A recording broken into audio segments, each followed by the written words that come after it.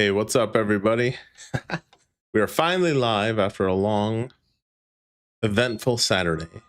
Nah, I didn't really do much. Did a couple loads of laundry, took out some trash, played some Fallout on the Series S. Oh, and I got my new mic. Okay, check this out, guys. The Shure MV6, I believe. And with this, I am no longer tethered to my PC. Well, I kind of am with this USB-C cord. But very nice mic. I used to have the lapel mic that I put on my collar, and that tethered me to the PC. Oh, and I also now have the headphones into the mic. And if you could, let me know how I sound. How do I sound with this new mic? And also, we already tried bribing Auggie with an almond to come in here. Haha, Aug Mama, hell yeah. Thanks, baby. It's my beautiful wife, Aug Mama. Yeah, I was trying to get Auggie in here. Man, that dude, Augie is my stepchild. Let's just say that. But wife tried to lure him in here 20 minutes before the stream started, and she gave him an almond. And keep in mind, he was underneath his house, that greenhouse that's always in the shorts. So he's underneath the greenhouse towards the wall, which is like his little emo phase. I don't know why he does that. And then he came out for the almond, and then he went into his house on his perch, ate the almond, and now he refuses to come on the live, even though I don't pay him anything. Well, we give him free room and board. That should be enough, right? But Auggie is never satisfied. How's everybody doing tonight? Nostalgic, you in here? Who all's up in here? Where the boys at? This is my version of kicking it with the boys, since I have no real life friends, and you guys are my buddies. The parasocial relationship goes both ways, boys. All right. It's like I'm parasocial with you guys, and you're parasocial with me. We all get along. Can't we all just get along? Oh, since I have a new mic and I sound real good now, let's start the stream off by singing and not cringe and sounding terrible. Let's try and do the best I have. All right. We're going to try the best I can do. Okay. Don Jovi, where are you at? This one's for you, buddy. Here we go. Tommy used to work on the docks. Union's been on strike. He's down on his luck. It's tough. Let me know how that was. How cringe was that? On the cringe meter of 1 to 10, how cringe was that? I tried my damn best, all right. Got some videos lined up because I'm doing the lazy Legion of Men method of making content. I'm going live. I know I shouldn't say this. This is a bad phrase to say. 2 birds with 1 stone. I know. As a Parrot co-owner, I shouldn't be saying. PETA says don't say that. I have to catch myself with the 2 birds and 1 stone. Because of Auggie. I wouldn't want Auggie to get hit with a stone. And neither would any of you. Where the hell was I going with this? We're live, folks. We're doing it live. There's going to be some mess ups, and I'm going to lose my train of thought. And shit's going to happen. Oh. Yeah, I was saying I'm doing the lazy Legion of Men method. I'm doing a live. I'm going to watch videos and react to them. And then I'm going to go back, screen record the live, post it as content. But unlike most these other lazy creators who don't edit their videos, I, of course, edit my videos. I'm not going to lie. I like editing my videos. I think it's fun. I use DaVinci, and I have my own little editing style. Some people like it. A lot of people like to critique it. I'm no professional, folks. I'm a working man just like y'all. I work my 40 to 42 hours a week. And then I still find the time to come on here and do something, make something happen. You never know. But anyways, let's check out. I had to move my damn keyboard because of this desktop freaking mic. Besides my wife, let me know how the sound is so I can get more than one opinion. Although I trust my wife's judgment. This video here, I'm sure everyone's already seen it. I have not. So I want to watch it. 5 minutes. So this guy, rediscovering life after 50 with Ron. I lost everything at 50. I wasn't ready for this. And he did this 2 weeks ago. Got 108,000 views. Let's check out his channel real quick. Look at the oldest. Look, he started this channel 3 weeks ago, and he's got more subs than I do. And if you're watching and you're not subscribed, smash that subscribe button. Smash that like button. We're all doing it off top of the dome, folks. I don't use AI. I don't use ChatGPT scripts. But yeah, 3 weeks, almost 3,000 subs. Go back. All right, we're going to check it out, folks. I haven't seen this. A lot of you might have. We're going to get right into it. And there is a possibility Auggie could join us still. There's still that possibility. 3.5 years ago, at 51 years old, I lost almost everything. My marriage ended. I was at the brink of complete financial ruin. My life changed completely. And for a while, I thought my best years were already behind me. But things happened after that I never expected. Quite honestly, I never thought I'd be starting over after 50. That's got to be rough. Starting over after 50. Like, I'm 43. I wouldn't want to start over after 43. Oh, yeah. Yeah, Stardust. Hold on. What up, Stardust? Thanks for joining, buddy. He said, I noticed a trend where self-pity / defeatism is consumed immensely on YouTube. Oh, good point. Because case in point, this video, I lost everything at 50. I wasn't ready for this. And even my most popular video, the 15 years a slave, working for that no good piece of shit roofing company, that video took off. Because when it comes to, I don't know if it's as bad as this guy's situation. I mean, I just worked at a shithole job for 15 years, like an idiot. But yeah, this people can relate to this stuff, especially in this America. This age, you think life is supposed to be stable, predictable, figured out. But on that very day, I looked around and realized something terrifying. Everything I spent decades building was gone. My marriage, my routines, my whole identity. Oh, got a divorce from his wife. Hold on. Aug Mom, if you're listening, we're not getting divorced, all right, baby? Can you hear me? I don't know where she is. You can't divorce me, baby. I'll never let you leave me.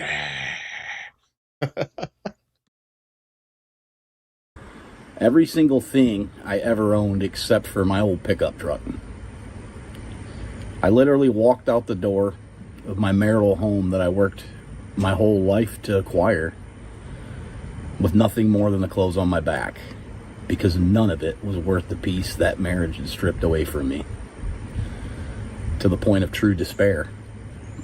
Yeah, and if he had kids too, of course they're probably grown and moved out, but I've seen a lot of cases where even when they're older, people are older with the grown-up children and they get divorced, it causes a split between the family because, you know, you on mom's side or dad's side. I've seen it. in real life? I decided that I would rather be dead than spend one more second there. And for a while, I honestly didn't know who I was anymore. Losing everything after 50 might actually be the thing that saves you too. Nobody prepares you for what it feels like to start over again at this stage of life. When you're young, people say things like, don't worry about it, you've got time. But when you're 50, time suddenly feels different. It goes faster than it ever has. Oh, have they all noticed lately how fast time goes? And then in some cases, how slow time moves? Like when you're at work. When I was at work on Friday, time was going so fucking slow. And now that it's Saturday, what? It's already, dude, it's already 7 o'clock. And I woke up early. Babe, when did I get up? Like 8 something? Yeah, I got up at like 8 something. It's already 7. Oh, hold on. Stardust has a theory here. I think these videos are staged. Like maybe half are fake and maybe the other half is genuine. Man, it's hard to tell with this dude because this dude's Gen X. You know what? My siblings are Gen X, and if he's really 50, like this guy must smoke cigarettes or something because he looks like he's 60. Hey, what up, Ron? Glad you could join, buddy. Oh, what fights you watching, Ron? Oh, what fights are on right now? I usually know somewhat. This guy just came across my channel the other day. I subscribed because I liked his name. Yeah, he has a long freaking name. I lost everything at, oh wait. Rediscovering life after 50 with Ron. I don't know if he's 50 on the dot. Ron says, that's funny because I've been out of work recently. Time has been dragging and I keep thinking, man, time always flew at work.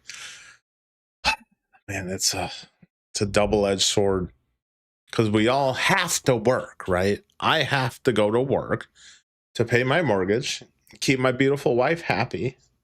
Right, Aug Mama? Yeah, when you got a household, you got bills to pay. Adesanya and Joe Piper. I don't know who Joe Piper is. I used to work with this guy. Shout out if you're out there, Callum. Callum used to practice Brazilian Jiu-Jitsu, and I know that kid would whoop my fucking ass. Because shit, he was going to tournaments and getting like medals and shit. He was on like the first place podium, just tapping dudes out. And one of his favorite fighters was Adesanya. And it's funny, like whenever I'd be leaving work, I just do the arrow. You know, remember how Adesanya did that to Alex Pereira?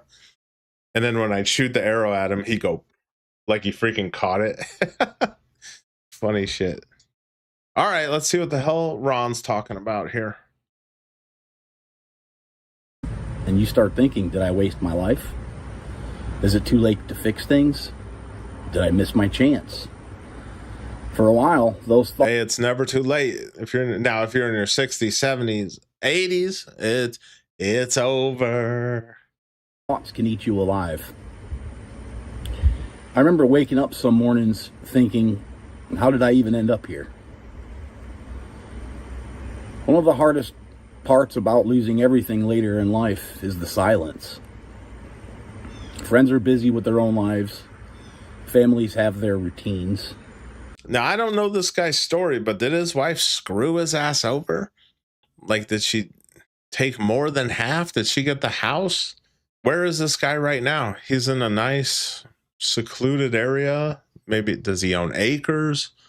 What the hell's this over here? I don't know. Tell me, Ron, what the hell's going on? And suddenly you're sitting there with nothing but your thoughts. That kind of loneliness hits different after 50. It's not just being alone. It's feeling like the life you built disappeared overnight. Yeah, it looks like he's reading some script, but I think this is something he wrote because he's not like these. He has been posting a lot more too, but I think this is his life experience and he wrote this because you never know nowadays. Like, hold on, let's see what says, whoa, what's up, man? I don't think I've seen you in here before. He says, video may be staged, but capitalism by its nature produces losers. So that is 100% genuine. I can tell you right now, there's in the world, and let's just say in America in general, there's probably more losers out there than winners. That's the way the cookie crumbles. That's how capitalism works. And if you make bad decisions in your life, you made your bed, now you gotta lay in it. But shit happens. This guy got divorced. Did his wife take all his shit? I don't know. See what else he's talking about. And that can make you question everything. But something interesting happens when you hit rock bottom. Eventually you realize something important. If everything is gone, that means nothing is holding you back anymore. That means there's no expectations. There's no roles to play. No pressure to be the person that you used to be. And actually, for the first time in decades, you have a strange kind of freedom. And that's when things start changing. Starting over after 50 damn sure isn't Ain't nothing more dangerous than a man with nothing to lose. Glamorous. It's very messy. Some days you feel motivated. Other days you feel like you're completely lost. But slowly, things begin to happen. You try. Hold on. Let me catch up with the chat here. Rig System, what's going on, man? I've seen you in here before. How you doing, buddy? Rig System says, at the end of the day, it's all about views and trying to make a buck here. Very true. That is very true. At the same time, me, I don't know why YouTube keeps drawing me back. To me, it's like a hobby. Holy shit, Dapper Dev. Holy shit. He's Dapper Dev sprinkling a little bit of the millions of dollars he makes on YouTube on me. Dapper Dev said, just stopping by to show some love, brother. That mic sounds good. Let me.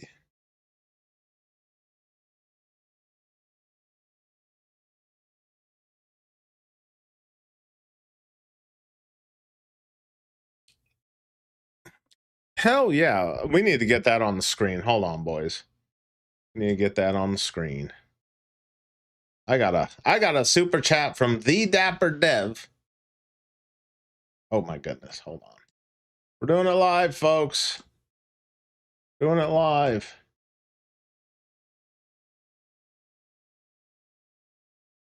Dang it. Alt.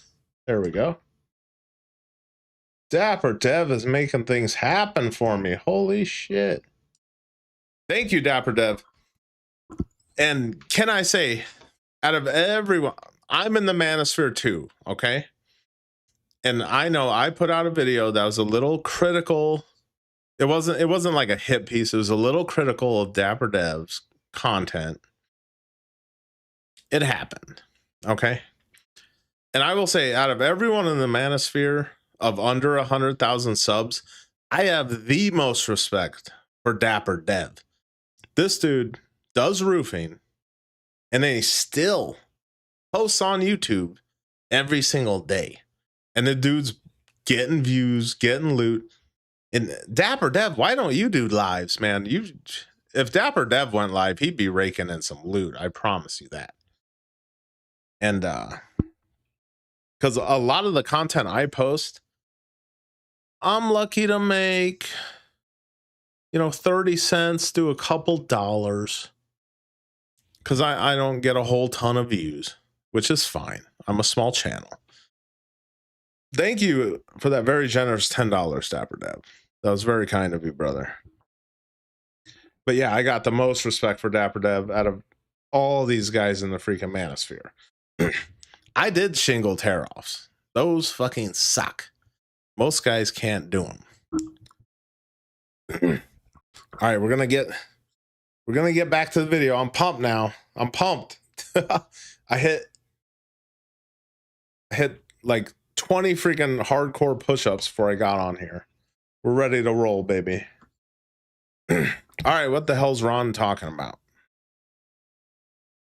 New things, you meet new people, you rediscover parts of yourself you forgot existed. You even discover things about yourself that you never knew were in there. And little by little, you'll start building a new life. Here's the truth. Most people never tell you. Sometimes losing everything is the only way you'll find yourself again.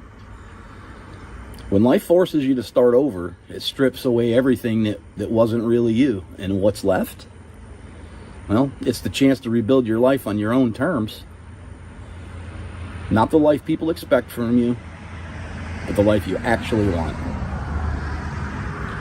If you're going through this right now, I want you to know something. You're not the only one. A lot of people over 40, 50, 60, and even 70 are quietly starting over. Real quick, I worked with this dude, Dave. He was 63. And he married a chick. He had kids and she had kids. But he married this chick who had 6 kids. And they were together for years, right? And then his daughter-in-law moved back in with her kids, right? So then the house is too big for all of them, right? Like he's always arguing with the daughter who doesn't pay any bills, of course. And then the grandkids running around and shit. So he tells his wife, you know, she needs to leave. She needs to leave. She needs to leave. And then one day they're on the front porch and she just they're just sitting there watching traffic. And she looks at him and she goes, I think we should get a divorce. Hey, women always take the side of their kids over a man they're not related to. Tell me if that's true. Tell me if that's true. What's up, Beer Addle? Beer Addle. I didn't like you at first, but now I'm a fan. You do roofing. I did roofing. Are you talking to me or Dapper Dev? Dapper Dev currently is still roofing, I believe. I'm subscribed to Dapper Dev. And if you're not subscribed to me or Dapper Dev, please subscribe to me and Dapper Dev. Because we keep it real on here, dude. Seriously. And the only reason I did that video, I kind of lumped Dapper Dev into it. I ain't gonna lie. It takes a real man to admit this shit. I was jealous of those guys' success. It is what it is. It takes a real man to admit that shit. And I was more critical of the other guys than Dapper Dev, to be honest with you. Okay, Beer Rattle. I'm terrified of heights, but I was a regional cargo pilot. Oh, my first day of roofing? Everyone's scared of heights, okay? But once you do roofing, you'll get over your fears if you keep doing it. Holy shit! Casey's in the house. Holy shit. Casey with the $9.99. We're going to get you on screen, brother. Hold on a second. We got to get you on screen, buddy. Look at this. We're fucking balling out of control here right now.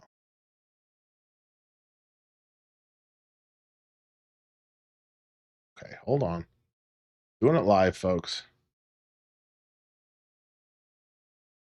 Holy moly, man. Okay, let's reply to Casey's very generous $9.99. Dapper Dev may be more handsome, have more charisma. I'll admit, Dapper Dev still has his hair. Damn you, Dapper Dev, with your hair. He may be more handsome, have more charisma, and overall better than me in every way imaginable. But over my dead body, will he be a more generous supporter than me? Hold on. I got to reply to Casey real quick. Very generous, Casey. Thank you, brother.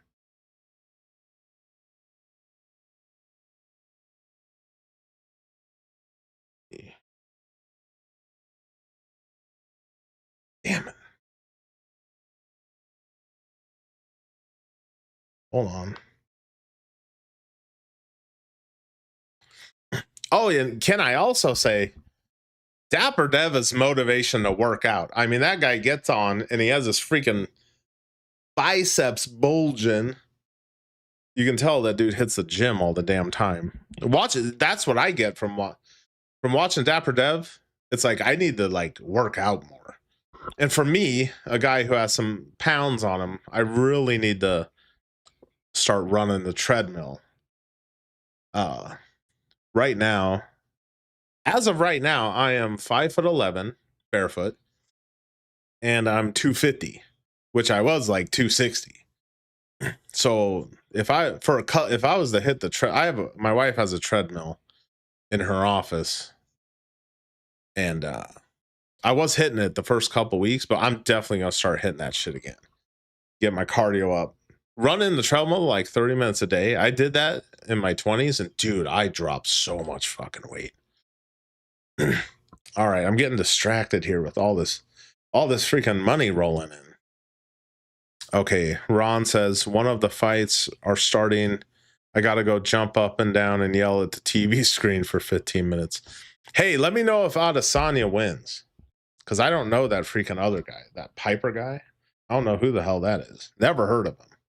Adesanya is good, but oh, and another thing, you know, all the guys like on the internet, like Wes Watson and all those guys who think they're alpha males. You know, none of those dudes would say that shit in front of Alex Pereira. As soon as Alex Pereira walks in the room, he's alpha. Or like Khabib.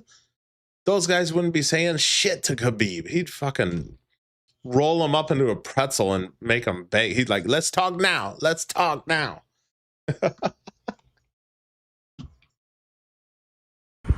Some because of divorce, some because of the death of a spouse.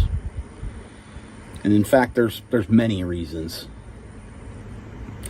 Sometimes the best chapter of your life doesn't begin until everything else completely falls apart. If this message resonates with you, consider subscribing. Because on this channel, we talk about reinventing life after 50 and proving it's never too late to start again. Damn, you're right. He did break his back. The accident that broke my back and started him. Oh, dude. God, that would fucking suck. I don't know if you guys can see that. That would suck. Dude, I had I had a herniated disc like last year. Worst fucking pain I've ever experienced. It felt like torture. Like Iron Maiden torture. Also, leave a comment if you feel comfortable about your journey. I read and respond to every single one of them. Thank you. See, that's easy to do when you're a small channel, but when you're a big ass channel, like even Dapper Dev with 60,000 some subs, I mean, I'm sure there's a lot he done that go under the radar because you're getting so many. And then Mr. Beast, why would that guy reply to anything? He's got millions of comments. All right, we'll subscribe to Ron. We'll subscribe to Ron. Got some other stuff lined up. Okay, Ron says, well, that was the fastest 25-second TKO. Who won? Adesanya? I would have put my money on Adesanya because I don't know who the hell Piper is. Who the fuck is that? Man, you should have put some money on that.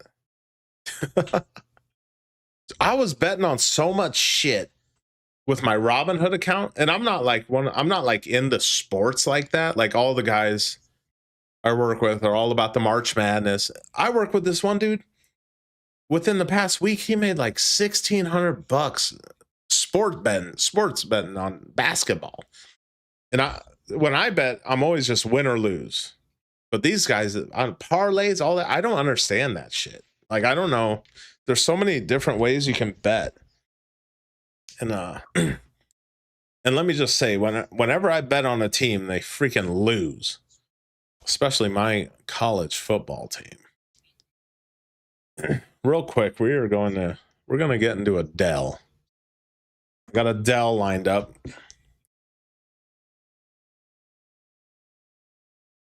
Lately, I've really been. Hold on a sec. Ron, no, it's just the undercard fights. Terrence McKinney, never heard of him. But the last 3 fights have been great. Joe Pfeiffer is actually a good knockout artist. So it's going to be a good one. I'm going to have to Google him after this because I've never heard of that guy. Dude, I'm old as fuck. So I remember the first time I saw UFC, we're talking early 2000s when Joe Rogan still had hair. So I go to the Hollywood Video and I'd rent movies and shit. And then I started seeing this Ultimate Fighting. I'm like, okay, let me see what this is about. And just from renting those VHS tapes too, VCR tapes. And back then, probably my favorite fighter was Tito Ortiz. Like Tito always went in there and whooped ass, and then he like talked a bunch of shit. And God, he whooped somebody from the Lions Den. I think that was like Ken Shamrock's gym he trained with, the Lions Den. He whooped whoever's ass, and then he just flipped him off. And Ken Shamrock was so pissed, he freaking started screaming in his face. And another one I liked watching was Tank Abbott. Tank Abbott, that dude's a fucking beast. And that dude, I watched some stuff about Tank Abbott on YouTube recently, and he was saying he's gotten like 200 plus street fights. Like, I pity the fool starting shit with Tank Abbott. That dude was a KO artist.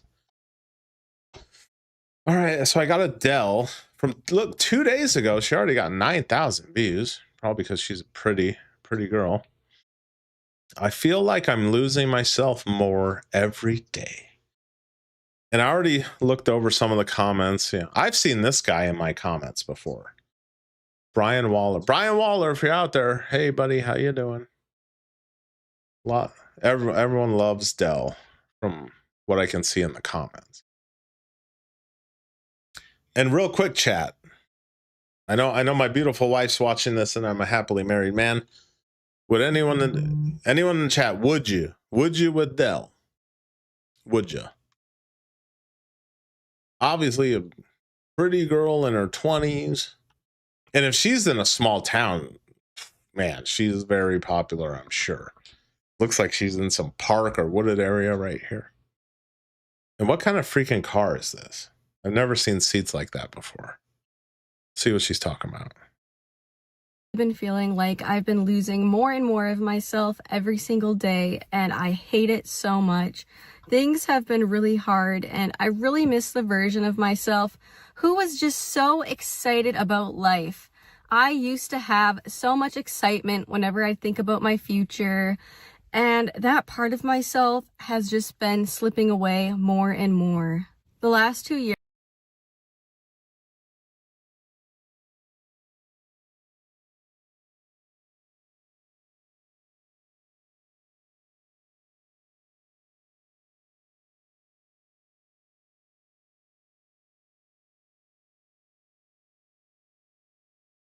have been really, really hard for me. And because of my health issues, I had to drop out of college. And then all of a sudden, my life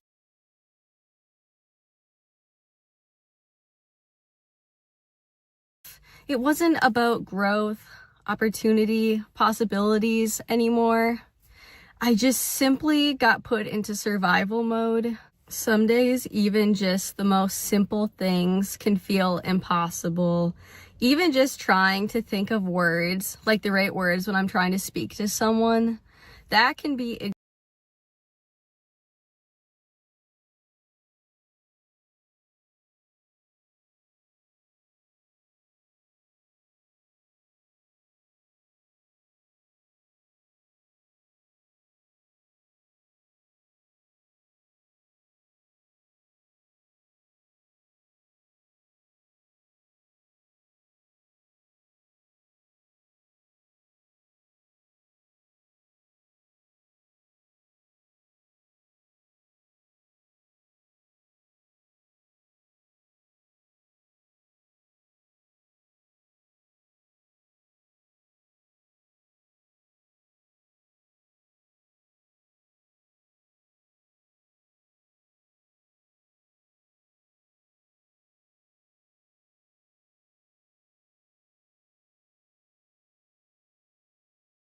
They can't.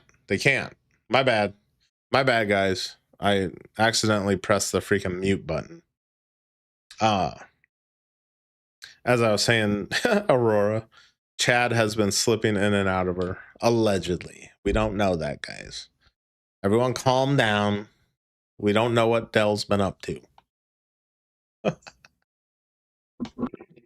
Exhausting too, because I deal with a lot of brain fog, and I'm not as witty as I used to be.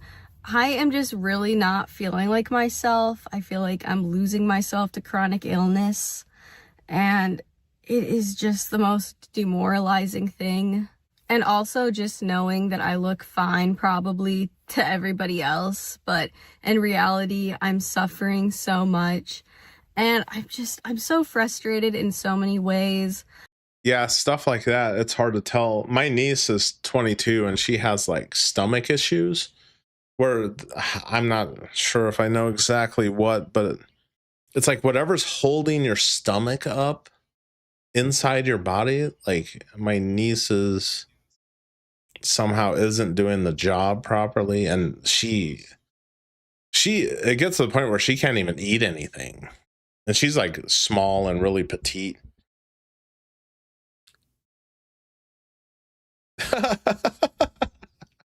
Freaking wheezy one, what's up, man? He said that Marshall creeper ass dude wish he could. I don't know.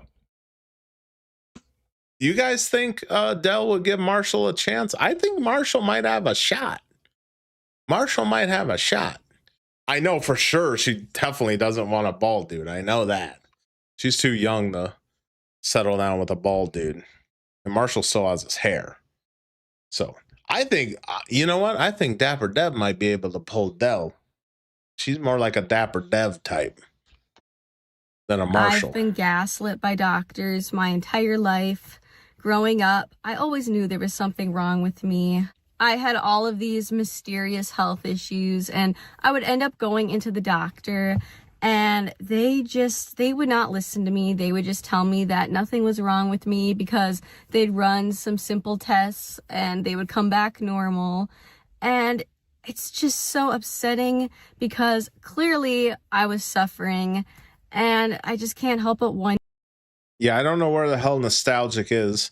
He said he was watching Raymond's live earlier, and he got so mad he started hitting the bottle. Nostalgic, get your drunk ass in here. If things had been figured out sooner, maybe I wouldn't be as bad off as I am now. Like maybe things wouldn't have progressed to this point. This truly has been the most demoralizing thing that I've ever had to deal with. And it's hard knowing that people around me, a lot of them just don't get it, which honestly, it's for the best that they don't get it, because it's not like I'd want other people to be going through this to understand what it's like, but it's just hard because I feel so alone and isolated all of the time. And I try so hard to get help, to find doctors to take me seriously. It has just been so exhausting and defeating. One of the doctors I've been seeing believes that I have an autoimmune disease. So this all went down a couple months ago. I went to go and get my blood work done, and I waited for quite a long time. Like a few weeks went by. Oh, I got my blood work done recently. That shit cost me. So here's the American healthcare system with insurance. I go to my doctor for my free yearly checkup. And then I bring up some things, and just bringing those things up, I got charged $60. So keep that in mind, because thank God for my wife. Because, you know, as men, we like don't take care of ourselves. Come on, guys. You know, it's true. And if you have a woman who loves you, she doesn't want you to die. So I got tested for everything with my blood. Like, what all I get tested for? It was like testosterone, some other shit, levels, you know. And of course, since once you hit 40, you're like testosterone just goes off a fucking cliff. And I'm like 43. But a way to combat that is lifting weights. So those guys were right about that. My doctor said you can lift weights because I didn't want to take like shots or nothing. So I dragged my curl bar upstairs, started doing more push-ups, and might get a gym membership to start benching again. Haven't really benched since high school. Yeah. Yes, Stardust. Damn, I feel bad for her. Yeah, that sucks. Haven't helped because my niece, who's probably damn near Dell's age, my niece is 20, she has health problems. That really messes her up. Especially since she can't really eat or digest certain things. And she's allergic to peanuts, so there's that too. And I hadn't heard anything back from them. And I probably should have reached out sooner, but, you know, I didn't want to be labeled as a difficult patient. I also didn't know how long it takes to process these kinds of tests. Freaking Aurora. You mean you didn't throw a tantrum when someone told you to lift? No, if someone's giving you advice, here's the thing. If you're doing something day in and day out and it's not working and it's not getting you women or whatever, your peak physique, then what you're doing isn't working. So if someone offers you advice, just shut the fuck up and take their advice. I mean, it should help you a bit, right? Because remember the internet's definition of insanity? Doing the same thing over and over, getting the same outcome. That's the definition of insanity, the internet definition of insanity. Sometimes you need to take people's advice. I got Dell here giving me the freaking doomy eyes. Let's watch our video. Yes, but I had a feeling it shouldn't have been taking that long. So I reached out to them and I'm just like, hey, do you guys have my test results? And then they broke the news to me that they actually did not run the tests. And I'm just sitting here thinking, what do you mean you didn't run the tests? Like, they took so much blood. But yeah, I don't know what happened, but they didn't use my blood. And it was really frustrating because if they didn't do the tests, why didn't they contact me? Like, I waited weeks for my results. I try to be understanding though, because I know that mistakes can happen. Healthcare workers are humans and they deal. Yeah, when they withdrew blood from me, they took the grip of fucking blood. And that needle was in my vein for like what seemed like forever. And I'm like, dear God, do you have enough blood yet? Beer Rattle says said airhead women in their cars. Studies in the Newtonian physics are far more interesting. Then again, it's true to expose these airhead women. Well, Dell right now, she's just talking about her health problems, which that's a valid concern. But yeah, some other videos with other people in their cars might not be they might be more what you're talking about. And Beer Rattle kept telling me about the Cosmic Summit, and y'all should look into that. Flip says, poor Dell, her life must be so hard. Yeah, with health problems at a young age, I mean, they ain't gonna get better with age. That I can tell you. With a lot. So I do try to be an understanding person. I went ahead and rescheduled the labs and went in and got all of the lab work done again. And then the same cycle repeated. A couple weeks go by and I haven't heard anything.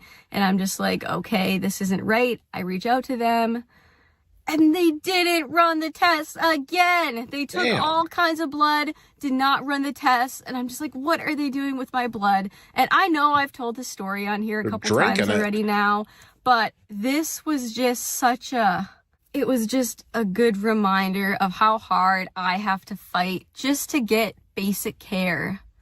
And I just feel so defeated and it gets worse. Sounds like it's time to go to a different freaking doctor.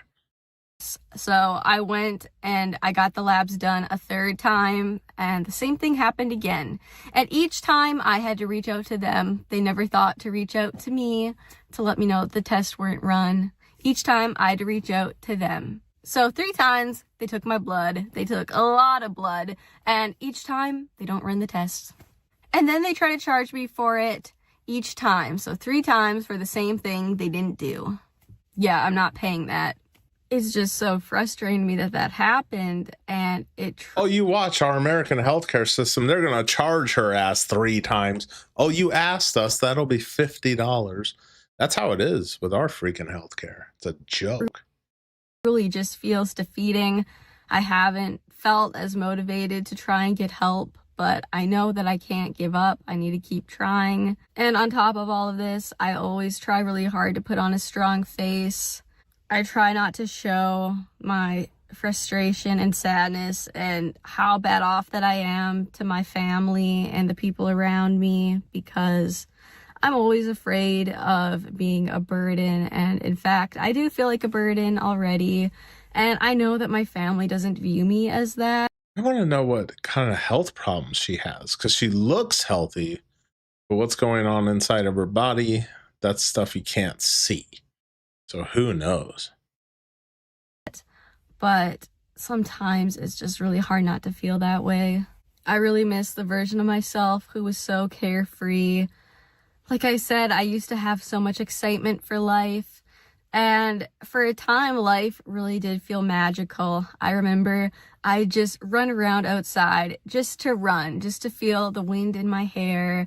And I also got very into fitness. I was very into lifting weights and trying to be healthy and strong. And lifting weights, it wasn't just good for my physical health, but it was so detrimental for my mental health too.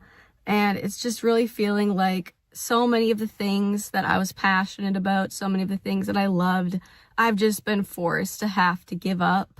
And I freaking Aurora. So I think Nostalgic accidentally stumbled onto Dad Mode's video and knocked out. I think I've said it before. Dad Mode needs to make like one of those 10-hour long sleep tracks. And dude, he'd have people freaking snoozing. Just him talking about literally anything. That guy's voice puts me to sleep. Oh, okay. Beer Rattle. Ancient Apocalypse on Netflix is a good start. Graham Hancock. Okay. I will keep that in mind. God, what did I watch? Oh, the last thing I watched on Netflix was that Peaky Blinders movie. Have any of you guys seen that? And have any of you guys watched the Peaky Blinders series? See, God, when did we quit watching that Peaky Blinders? Aug Mama? Anyways, I think we finished that series. We binged the hell out of Peaky Blinders. And then that was a year or two ago we watched the last episode. And then this movie came out, and then, of course, a bunch of people got pissed off. Don Jovi in the house. Finally, where you been, Don Jovi? Y'all all Chunky Chungus and Sinaguso simps. Oh, yeah. Okay. Aug Mama says we finished Peaky Blinders last year. That's a great freaking series. Oh, you know, a guy at work told me to watch something Soldier. It's with that guy from Jack Reacher, you know, the guy who recently beat the shit out of his neighbor when he tried to push him off his motorcycle. Whatever that movie's called. I was gonna watch that today, but then I started like doing laundry and shit. If you find out that name of that movie, babe, let me know. The one with Jack Reacher. That big buff dude. And you know that big ass dude? He's my age. That dude is 43. I'm 43. Looking at, I need to hit the gym, y'all, because I'm one of these dudes, like, when I start lifting weights, like, I just get swole. Like, I don't get all defined and shit. I just get, like, huge. That's well, I don't know. That's how I used to be in my 20s. But we'll see. We'll see. All right, what the hell's Dell talking about? Let's get back to it.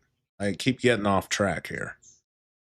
I'm someone who has a very strong work ethic, so just being forced to spend so much of my time cooped up, sitting around, has been a really hard thing for me. It has been destroying me on the inside. I've really been feeling like my spirit and my body are disconnected.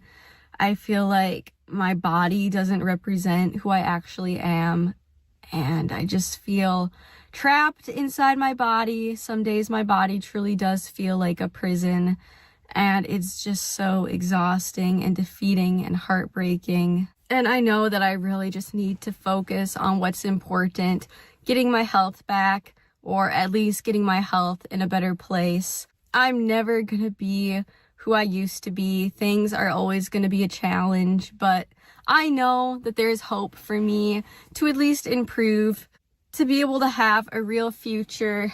There has Real quick, Don Joey, I'm glad you're finally here. I did a song for you earlier. We're gonna try it again. Whoa, we're halfway there. Whoa, living on a prayer. How cringe was that? On a cringe scale of 1 to 10, how cringe was that? I do my best here, folks. I'm not a singer. I'm not a professional entertainer, but I try. I'm a real human being. I'm a real American who has to work every day and pay taxes. That's who I am. to be right. And I know that I need to be more proactive in trying to get help. But for a while, it was just so hard to, after everything that went down with the autoimmune testing. And it just made me feel like I just didn't know if I wanted to try.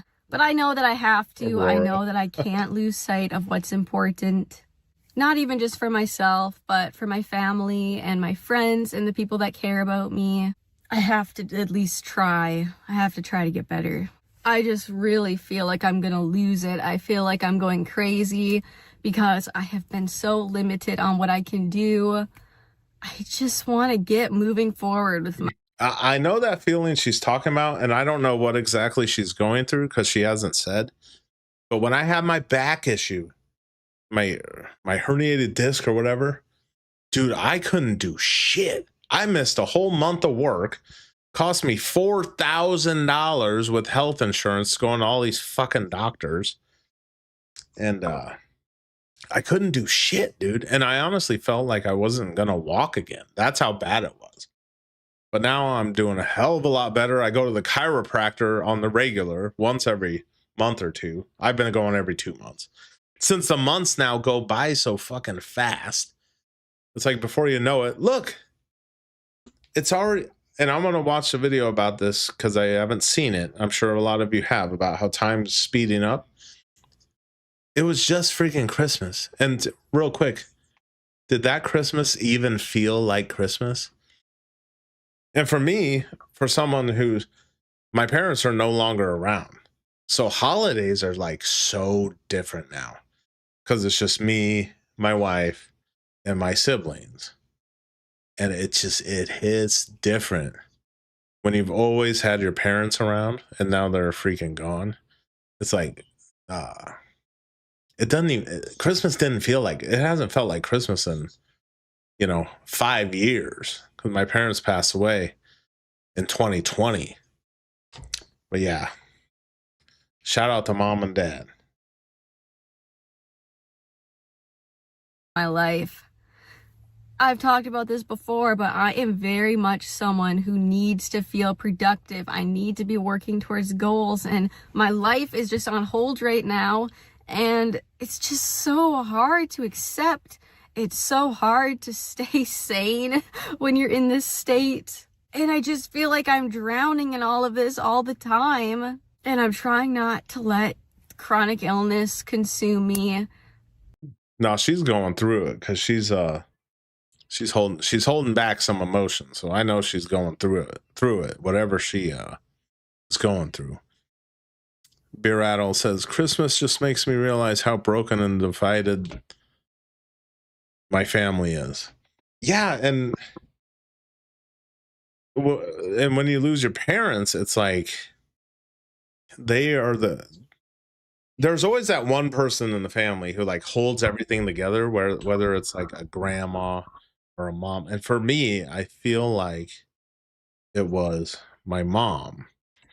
And now I don't know, like everything's different. Like I'll get more lippy with my siblings and vice versa now. I don't know. I don't know how to explain it, man. I wish I could put my feelings into words better than I can. That I can tell you. I'm trying to still hold on to who I am, but like I said, I'm just losing myself. I feel like the way that I've been made to feel by the medical system is not okay. And I know that there's so many other people who are going through this as well. Those of us who have illnesses like Ehlers-Danlos syndrome, POTS, different autoimmune diseases, and so many other things. It is so common for us to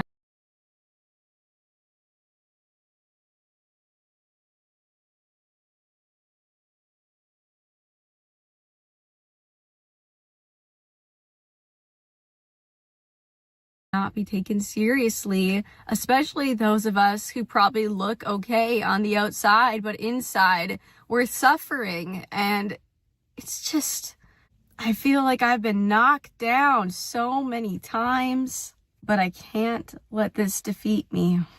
Tomorrow, I'm going to schedule some more testing, and I'm going to be looking for other providers to see me because the ones that I've been seeing as of late have not. It's just not been helping. I'm also just going to keep trying to find joy in the small things, whether that be a cup of coffee, a day where I actually feel well enough to go on a walk.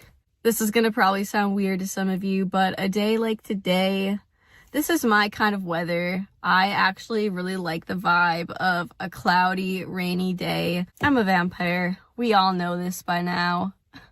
And I don't want to come across as a super negative person, but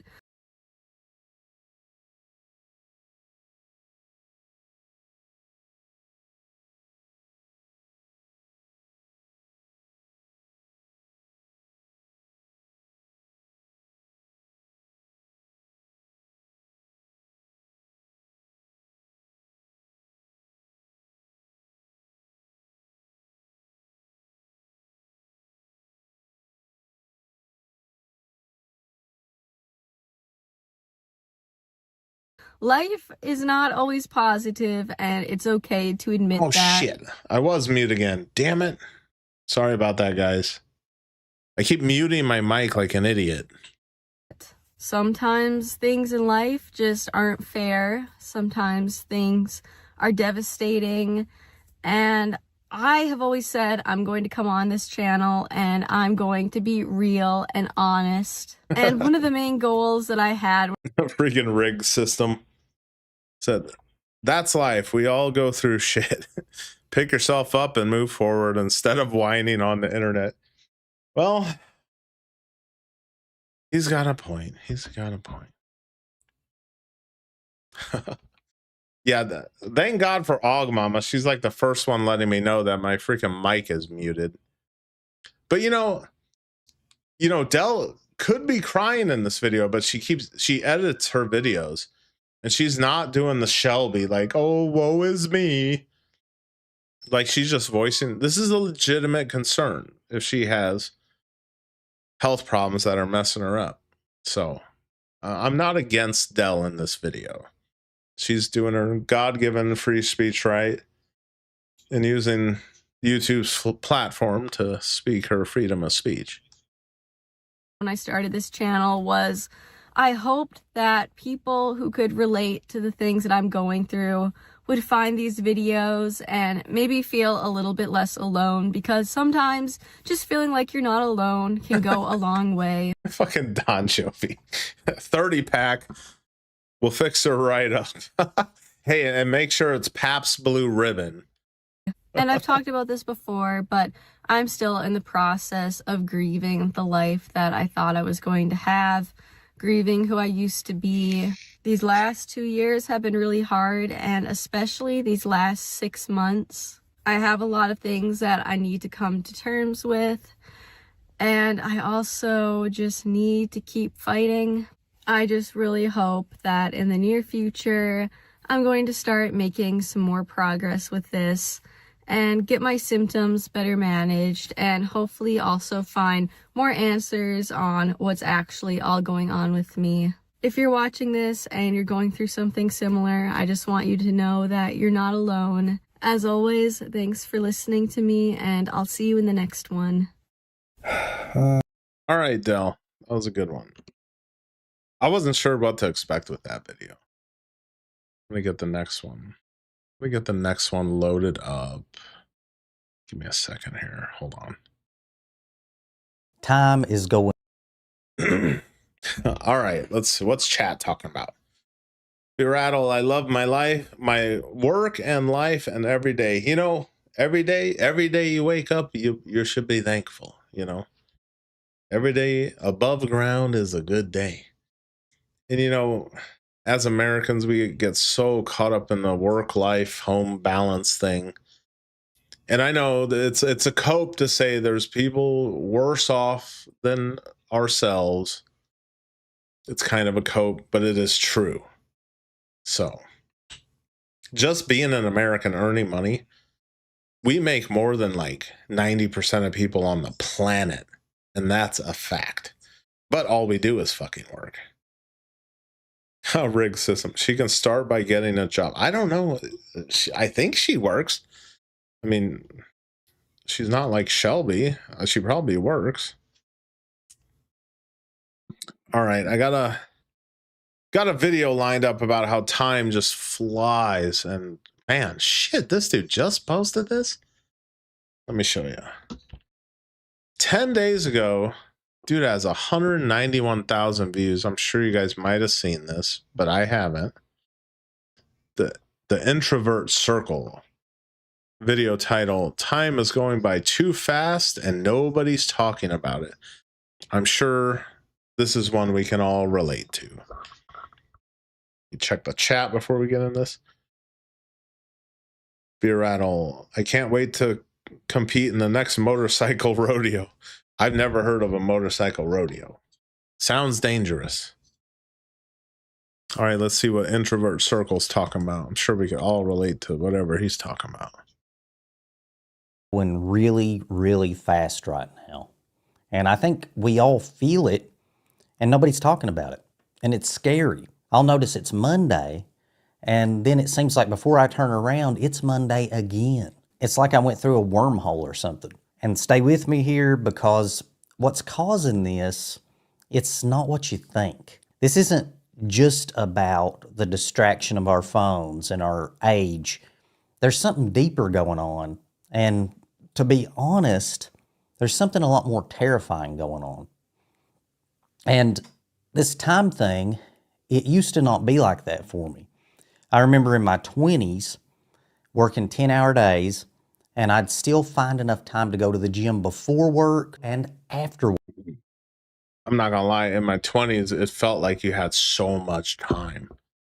And even though I was, you know, being a loser, working at some dead-end piece of shit roofing place, and coming home and paying my bills, I felt like time was on my side because I was young.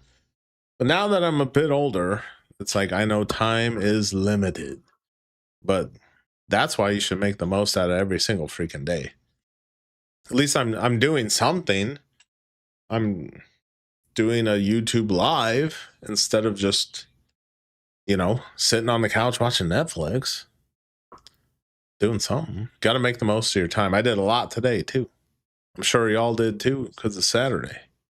Work. And now I barely find time to go to the gym at all. And I know that I was young back then, but every day felt like it was the length of about 3 of the days that I'm having right now. And it's gotten significantly worse over about the last 6 years. And we all know what happened around that time. And that made me start thinking, what has happened over the last decade that's caused this time shift? And I know about all. Y'all heard that internet theory? It said we all died in 2020 and now we're in like an alternate reality. If you go down the rabbit holes of whatever they're turning on at CERN, the particle collider, and Beer Rattle, if you're still out there, I'm sure you can contribute to this because you like physics and stuff. But yeah, nothing after 2020 feels right. You know what I'm saying? And 2020 was a big eye opener. It made you not trust people around you. That's what it made you do. And it was awkward. All of the conventional explanations, and I do not disagree with those explanations. Getting older is scientifically proven to make you feel like time's going by faster. That's 100% true. And I am middle-aged now, so. And I've also heard people mention distraction with our phones and with social media. And Oh, you ever notice how much time you can waste on your phone? I mean, I'm sure a lot of you guys might be on your phone right now, because I'm mainly watch YouTube on my phone also. But you'll just sit down on the couch and fuck with your phone. You know, you're going through all your apps. I'm open them up, my Clash of Clans, checking my freaking base, collecting my gold. I've had my Clash of Clans for like over 10 years. I should probably sell it. Have like 50,000 gems at Town Hall 12 or 13 or some shit. But yeah. All right, let me catch up with chat real quick. Aurora says, y'all must be double watching. Aurora says, Raymond is ranting about not being able to sleep after watching the video where Shelby talked about going to California to live with that 60-year-old guy when she was 28. Weird. And what video? Hey, Aurora, do me a favor. What is that video titled? We might check that out after this. 9, what up, 9? 9 says, I legit think 2020 just opened people's eyes because they took a break from work long enough to be terminally online. And they say the time to start a YouTube, a lot of people who started in 2020, like they blew up on YouTube because no one had anything else better. I mean, working construction, there was no, I was an essential worker, okay? And it was nice though, because this is back when I was in the field doing HVAC. Like I work at the shop now, but I was in the field roughing in HVAC, and I was working downtown. And then when the C word happened in 2020, I was driving downtown to work and there was no one on the road. It was like eerie, because usually downtown packed with traffic, no one on the fucking road. It was crazy. Aurora. He is Joker maxing. Uh-oh. Oh, God. Man, when he Joker maxes, that is so cringe. I'm an edgelord. I'm Cornholio. And 9, and then realize where we're at. They are colliding particles. Okay, Beer Addle. They are colliding particles at near the speed of light. Very strange stuff going on. Beer Addle, do you honestly, since you're into that stuff with the Cosmic Summit and all those scientists or whatever who go there, what the fuck are they doing with that particle collider? I don't want to be like a conspiracy theorist because I'm talking about something I really don't understand. But on the internet, you hear so many things. They're trying to recreate the Big Bang in that thing or something. Or who fucking knows? And that thing's all underground, and it's like, I don't know where the hell it is. Like in Europe somewhere. Weird shit. I got kicked out of so many stores, bro, for not wearing masks. I got thrown out of like 4 places. Yeah, here in the Midwest, no one, you wore a mask or you didn't. And at the gas station, every place had the sign says wear a mask. And at the gas stations, at least 75% of the people didn't wear a mask. I mean, I would just to like, I know, I complied. But, you know, I'm the type of person when I'm out in public, I don't want to draw attention to myself. I'm like the gray man, you know what I'm saying? And I don't want to ruffle feathers or draw attention to myself. I'm sure you guys can relate. Rig system. Yeah, Beer Addle. Tell us what the hell's going on with CERN and the particle collider. I got way off track here. All right, let's talk about time speeding up. Yeah, that is definitely a big cause of this. But there's something more sinister going on here. Something that the phone is feeding on. You know, when you experience a huge amount of fear, how time slows down?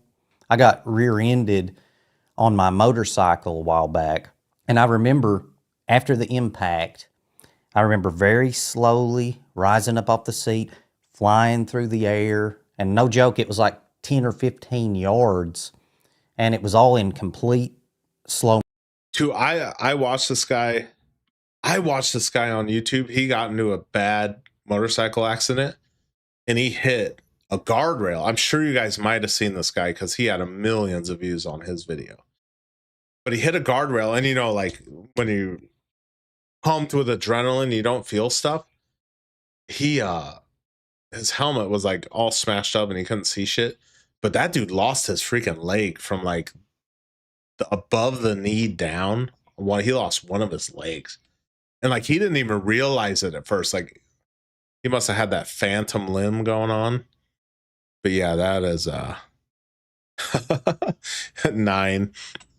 9 says, I hate how good of a guy Dapper Dev is. Hey, Dapper Dev is a good guy, and he's definitely a motivator for sure. I was watching Dapper Dev when he had less than 10,000 subs, and now Dapper Dev's killing it on here. And Dapper Dev, I don't think you're still watching, but why don't Dapper Dev do lives? That dude would be pulling in mad loot. Sinaguso, wait and see at 8 minutes on other channel. What do you mean by that, Aurora? I'm not sure. And hey, did anyone ever find out what Shelby video she was talking about going to California with that 60-year-old when she was 28? If you could put the title of that video and we can check it out. Okay, I got way off track here. The hell's this guy talking about? Motion.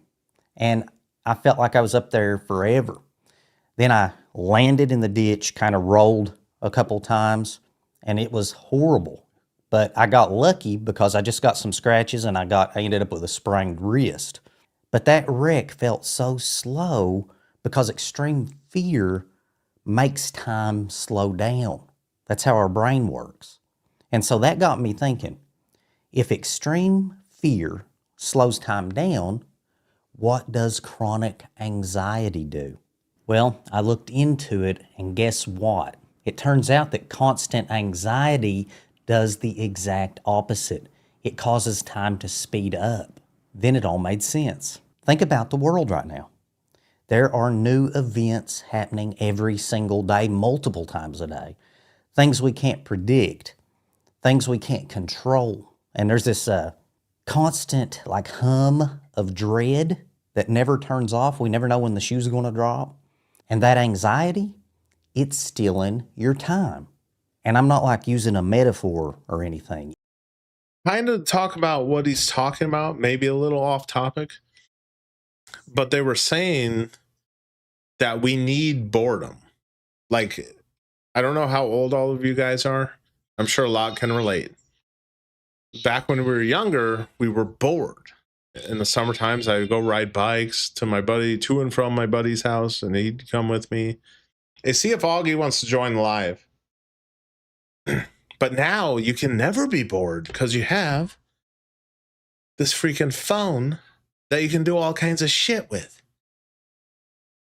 And Elon Musk was saying, so I know Elon Musk is a weird guy, but he was saying that the cell phone, it makes you like a cyborg because it's literally, I mean, this thing is like a part of you, whether you want to admit it or not. Like if I have a question for something, Google, you have instant information. Oh, we have Auggie and the Heezy baby. That's okay.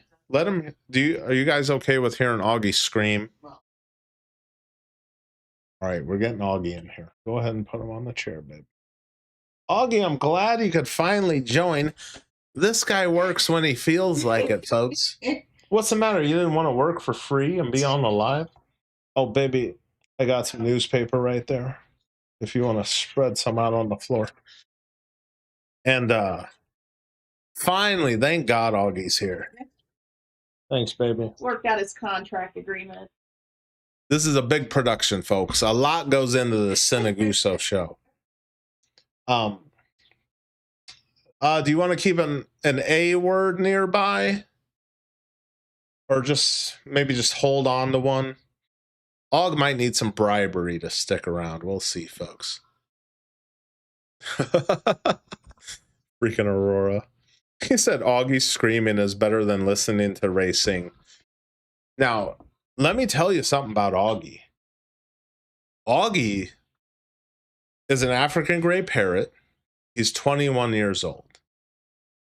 They have the smartest they'll ever be is about as smart as a 2 to 3 year old human being. I'd say he's more like a 3-year-old. He has a vocabulary. He knows what things are. He knows what they do. And I'll give you an example. Right outside this room is my bathroom. He doesn't like the hand gesturing, my bad. And in the mornings, even when he's covered up in his house, he'll hear me walk into the bathroom and turn the light on. And as soon as I do that, Auggie is a mimic. He's the perfect mimic. He can make any sound imaginable. He's a perfect mimic. And whenever I walk into the bathroom in the morning, he starts making the faucet sound of water hitting the sink. He mimics it perfectly. And I don't know why he does this, but he'll also hawk it. He'll go, oh. I never do that, but Auggie does that.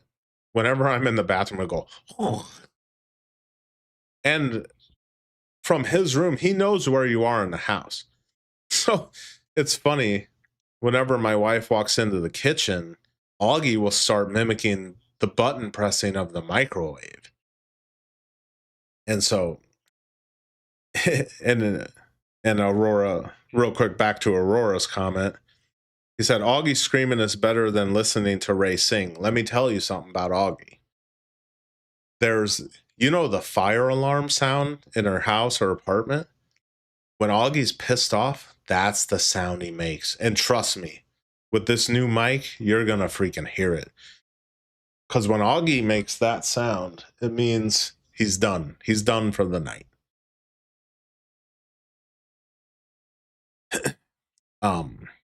Another thing about Auggie, another creepy pasta. This is creepy, okay? Like I said, he's a mimic. When I'm not here, he mimics my laugh. He mimics things I say. He'll say, up, Aug, because that's what I tell him when I try to pick him up. I say, up, Aug, and he'll say it just like I just said it now. And my wife was out of town for work. I don't remember when, not the point. So she's out of town for work, right? It's just me here and Auggie. And I'm in this room and I'm on the computer playing a game or something, right? Just me, wife's out of town, and Auggie. So I'm in here playing a game on Steam. And then Augie's room is down the hall. He starts laughing, sounds just like my wife. And then he starts saying things in her exact voice. Like, what's that thing Auggie always says? He says, all right, little bird. Because that's what my wife would say when she used to work in the office and she'd leave for the day. She'd say, all right, little bird. And he says that when you wake him up in the morning and walk out of his room. So my wife's not here. Auggie is mimicking her. He sounds just like her. And I heard it and I knew it was him, but it's so creepy, dude. It was the creepiest thing ever. So that's some Auggie lore for you guys. He is a mimic, perfect mimic. Dev, what's up? Glad you're still in here, brother. Thanks for the support. Dapper Dev says, I went on Raymond's live a while back and he texted me a link to join. I'd so be down to come on with you sometime and talk, brother. Maybe discuss the gloom and doom / negativity bias on YouTube.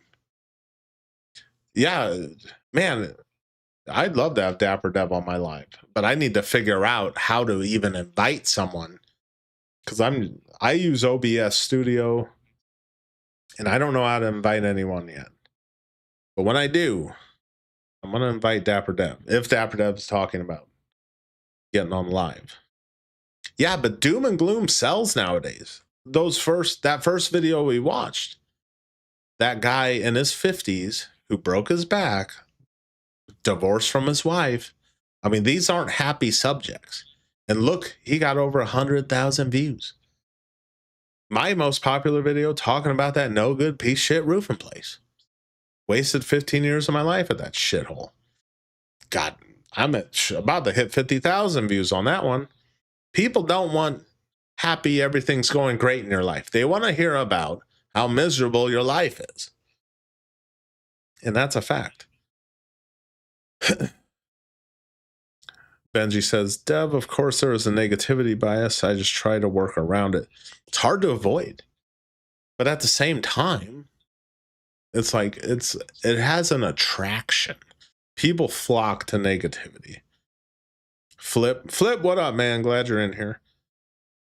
Flip says, I think the negativity bias reflects the overall downward trajectory of the country, to be honest. Dude, this is the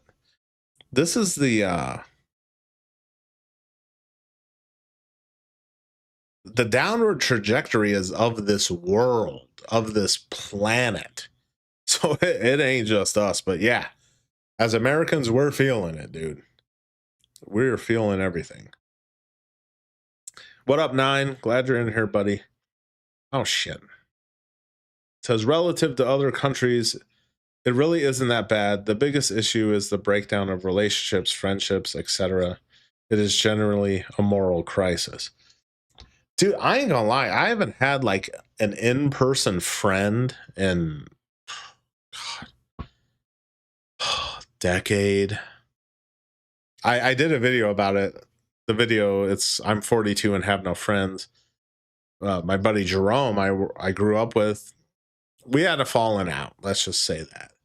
And I knew that kid since we were in kindergarten. And we went to grade school together at the Catholic school. And then we went to high school together. We hung out in our early 20s, drinking till we threw up. And I don't know. We had a falling out. Let's just say that. More in that video if you want to check it out. Dapper Dev, thanks for joining, brother. Dapper Dev says, I just got to the restaurant. Got to head inside. Good talking to you, brother, and everybody else in the chat. I'll stop by next time I'm free and see you on here. Oh, yeah, Dev. Oh, hold on. Hold on, I'm typing.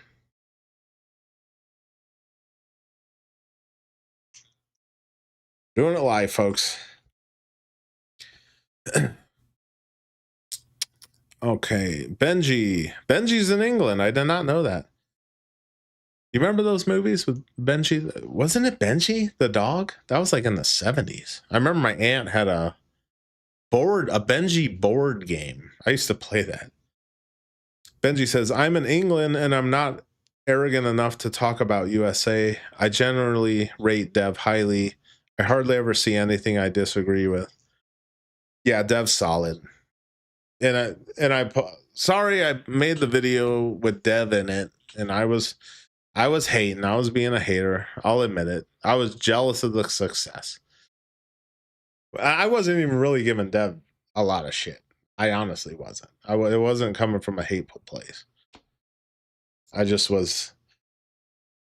Back when I made that Marshall video about the one where he hit 1,000 views on a video, and then right after that I did the Manosphere video, I was like in a negative place on YouTube, because now I'm getting like a little bit of traction.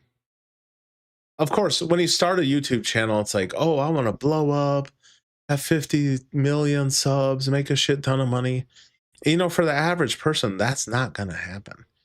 And, you know, I've accepted that. But at the same time, I could put out a video that gets views. And, you know, if that video makes a few $100, then it makes a few $100. And I ain't going to complain about it. 9 says, I do blame women primarily for this trend. They're never satisfied with anything. What trend are you talking about? But at the same time, it goes both ways. It goes both ways. Men, we're not, you got to admit, we're not innocent. We're not innocent here. We're all playing the game. Flip says, my whole friend group of people I knew as a kid and in my 20s all moved to different places. We basically lived like nomads in the US, but at least if you guys have Facebook or something, you could keep in touch. YouTube is my only social media. And then he added, this kind of lifestyle makes community impossible. Beer Rattle says, a giant gyroscope that appears to defy gravity. F equals MA. I'm not sure what you mean by that. Are you talking about CERN? Talking about the portal to hell? All right, I got way off track here, guys. We were watching a video about time speeding up. It is literally stealing your time. Neurologically, that stress and anxiety is accelerating your experience of time passing. So day by day, month by month, year by year, everything seems to be going faster. And oh, Don Jovi, to answer you, Sinaguso, how many beers you drank in one day? I drank about 12 to 14 Coors. I would say, God, I mean, I've drank a lot in my day, but I was never like addicted to it.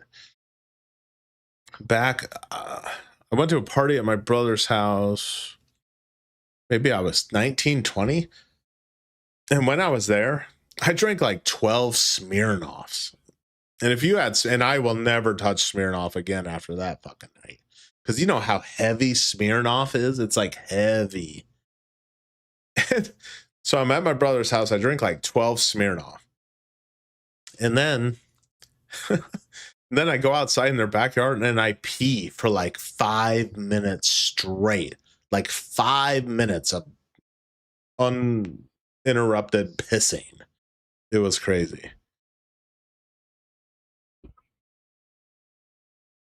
Benji says, same here and my most hated channel.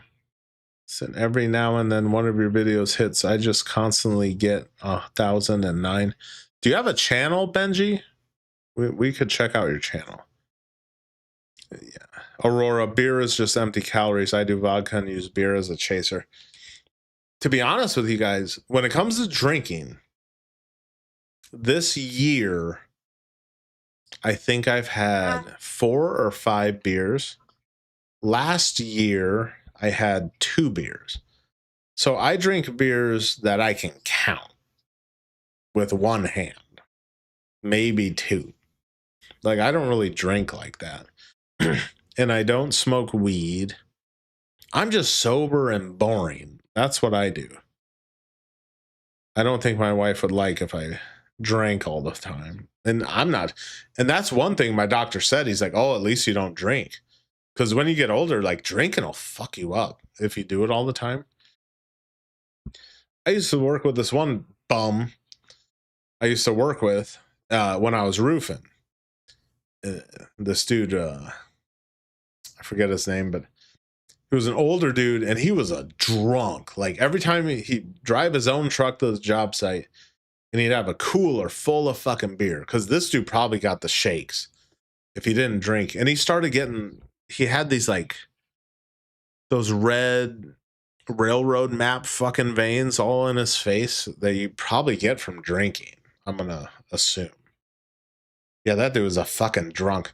And then one day his dumbass fell through the fucking roof. We cut out a hole for a scuttle hole hatch and we put a pallet over it and we were stringing cords through it. Probably could have done a better job safety wise, but the piece of shit roofing place didn't care about nobody.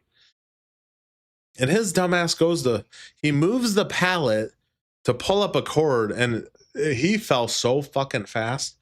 Bloop, fell right through there, and he landed on wood because it was a wood structure. If it was concrete, that dude fucking probably would have been dead. But he fell on wood and he fractured his ankle, but he's such a fucking drunk, and he was drunk all the time, that he worked the rest of the day on a fractured ankle. True story, man. True story. That's why you feel like time is flying by right now. So it's not just your phone, and it's not just your age. This is literally a different world than the one we lived in 15 or 20 years ago. And this world now sucks.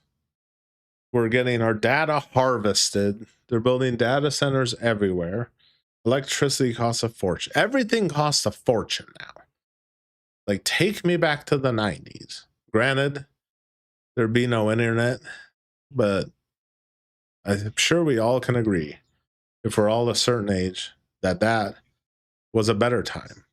For me, it was the best time. Parents were alive and well. Had my whole life ahead of me. Now I'm old and sober and boring. This world has become too anxious to live in slowly. So that raises the question, what did I do with all this new information? Well, I stopped trying to solve the world. And it's not because nothing matters, but it's because I finally admitted something to myself, that I don't know what's true anymore. Nobody does. There's too much garbage out there. And spending every waking second trying to figure it out, that isn't staying up to date, and it isn't being aware. It's anxiety. That's what it is. So here's what I decided. If I see a real way to help, then I'll help. And if there's something that I can actually do, I'm going to do it. But I'm done just absorbing chaos that I can't control. So now I go outside.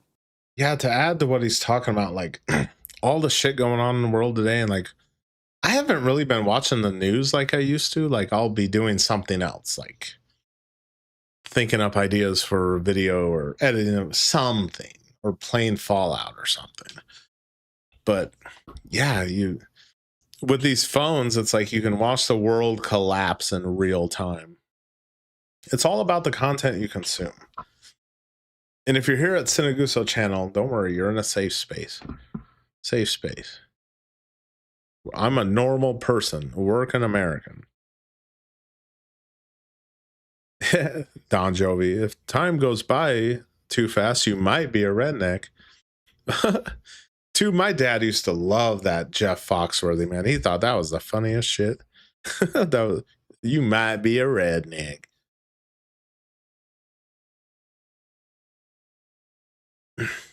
Yeah, Benji said, agreed. I'm not sure what you're agreeing about because my live feed is a bit ahead of the chat. So, but he said, your life is still pretty cool. Dev came to chat. That's awesome, bro.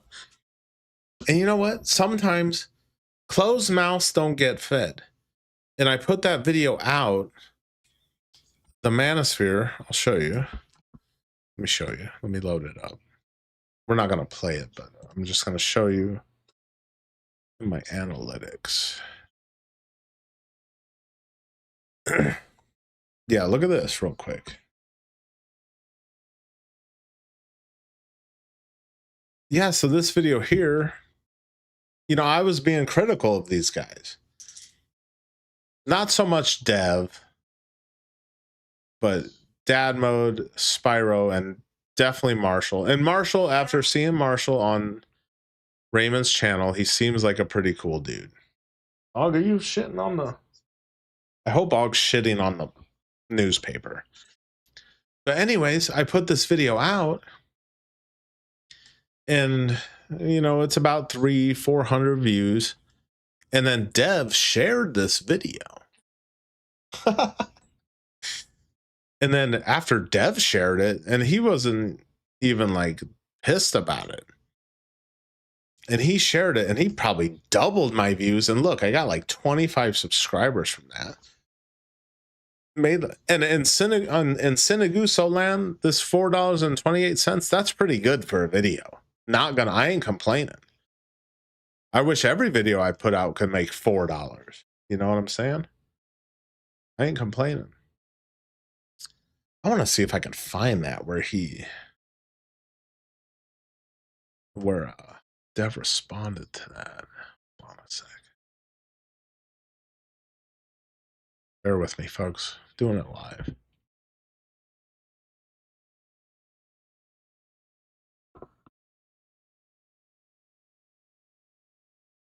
It's probably so far back. Actually, I'm subscribed to Dev. Bear with me. Let's look at his post. Ah, here it is. Check this out. So I put that video out, and then Dev's a real dude. I respect Dev. This is his response to that video. He said, check this out. Even though it's a bit of a diss, I enjoyed it. LOL. When people bash, in parentheses, bash me, I try to shut up and listen. Because like I always say, everyone knows something you don't know. And you can learn something. Aug.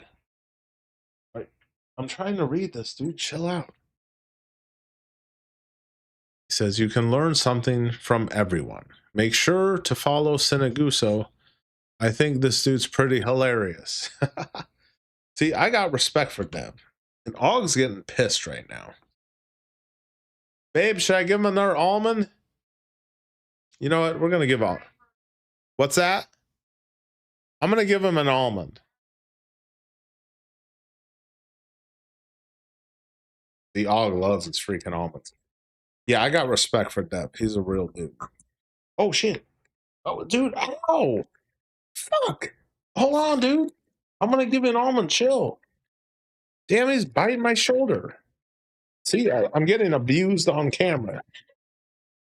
Chill, dude. Yeah, you think it's funny? Y'all hear him laugh? That's what I like about this mic. You can actually hear Auggie. Chill, dude. Damn, you're biting my shoulder and shit. Yeah, shit. He left a mark on me, too. Okay, let's see. Where the hell was I? God, I'm still not done with this 6-minute video. Aug, what do you think of your almond, buddy? Anything you want to say to the crowd? He's smashing that. He loves almonds. Smashing that thing. Okay, let me adjust. Where am I? Let me go over here. All right. We're going to finish this one up. I take walks. I take care of myself. And I've pulled way back from that toxic pit that we know as social media. Not because I'm hiding, but because I finally understood something. My anxiety about what's happening out there, it doesn't fix anything. Hold on, Benji says Dev has that nailed. Even if he's maybe offended, he helps other channels stand up to. Yeah, respect the dapper Dev. I bet he pulls the Knight DiCaprio looking dude. Oh yeah, Dev has no problem pulling chicks. I mean, the good looking guy, he has his hair, he stays in shape, he goes to the gym. That dude's pulling chicks. I never said he wasn't.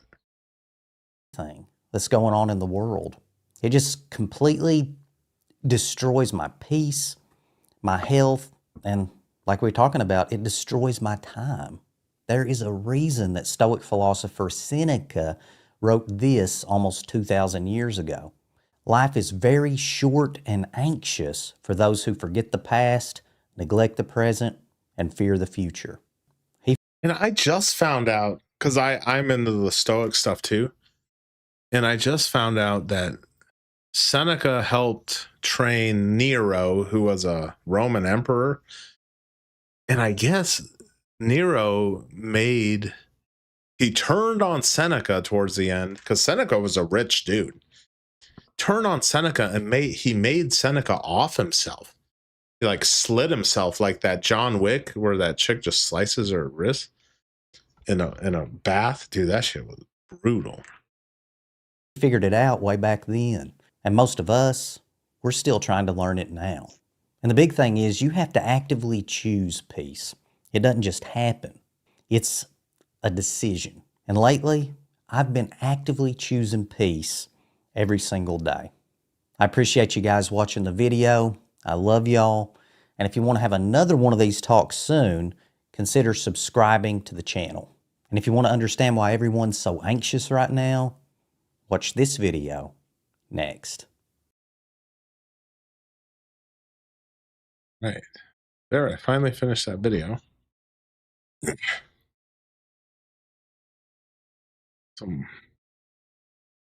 Did anyone ever find out the title of that Shelby video where she talks about going to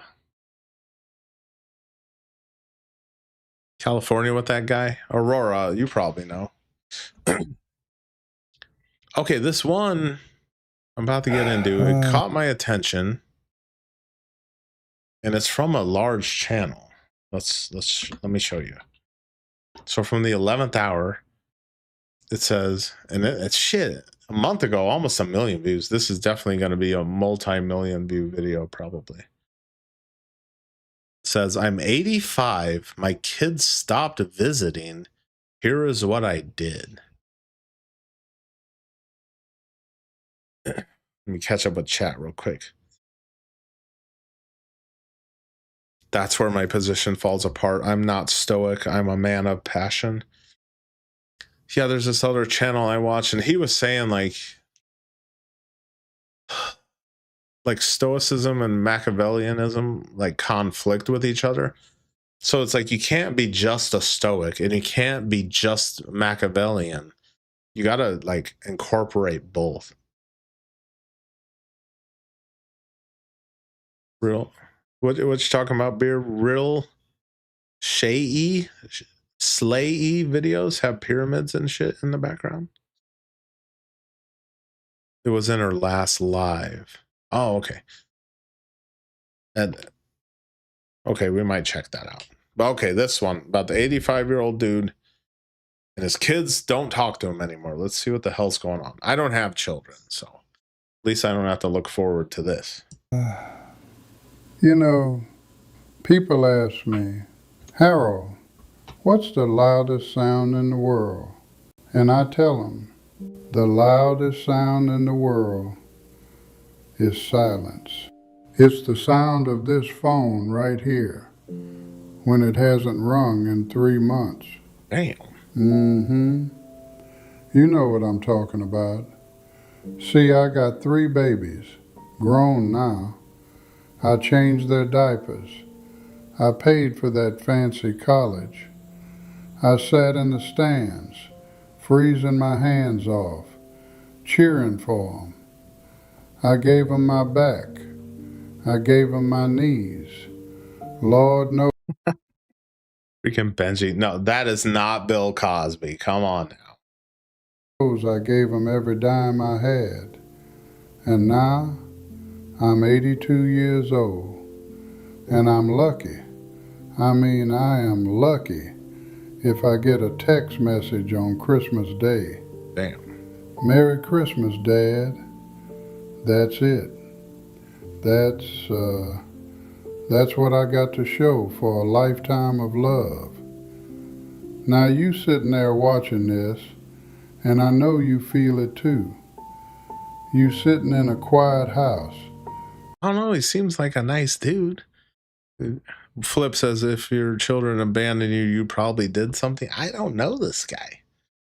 He's telling his story. I mean, at some certain point, you know, you should be, even if your parents did do something, you should be able to forgive them. Just wondering, what did I do wrong? You pick up the phone, you dial the number, you get the voicemail. And here's another thing. Is his wife alive? Did his wife die? So they only have the father left? I don't know. Were they closer with the mother? Who knows? That's how family is sometimes. And you say, "Hey, baby. Hey, son. Just checking in on you. Call daddy back." And you wait. Yeah, we still got the rotary phone. My parents had a rotary phone. It was on the wall in the basement. I used to use these things. And the funny thing is, after my mom passed away, we had to put my father into a home, which was a freaking ordeal. And then we had to sell the house they owned to pay for the home, because the home was $7,000 a month. And that rotary phone, it's like from the old school phone company. So when we tried to sell the house, they're like, "Oh, you guys were leasing that rotary phone." I'm like, "What?" It's like a lease on a damn rotary, and it was like wired into the house. It was on the wall. It's very strange. Let me see what you guys talk about. Don Jovi said, "My sister abandoned me for no real reason. That sucks. I still talk to my siblings, even though we don't agree on everything and we don't always get along. We still talk."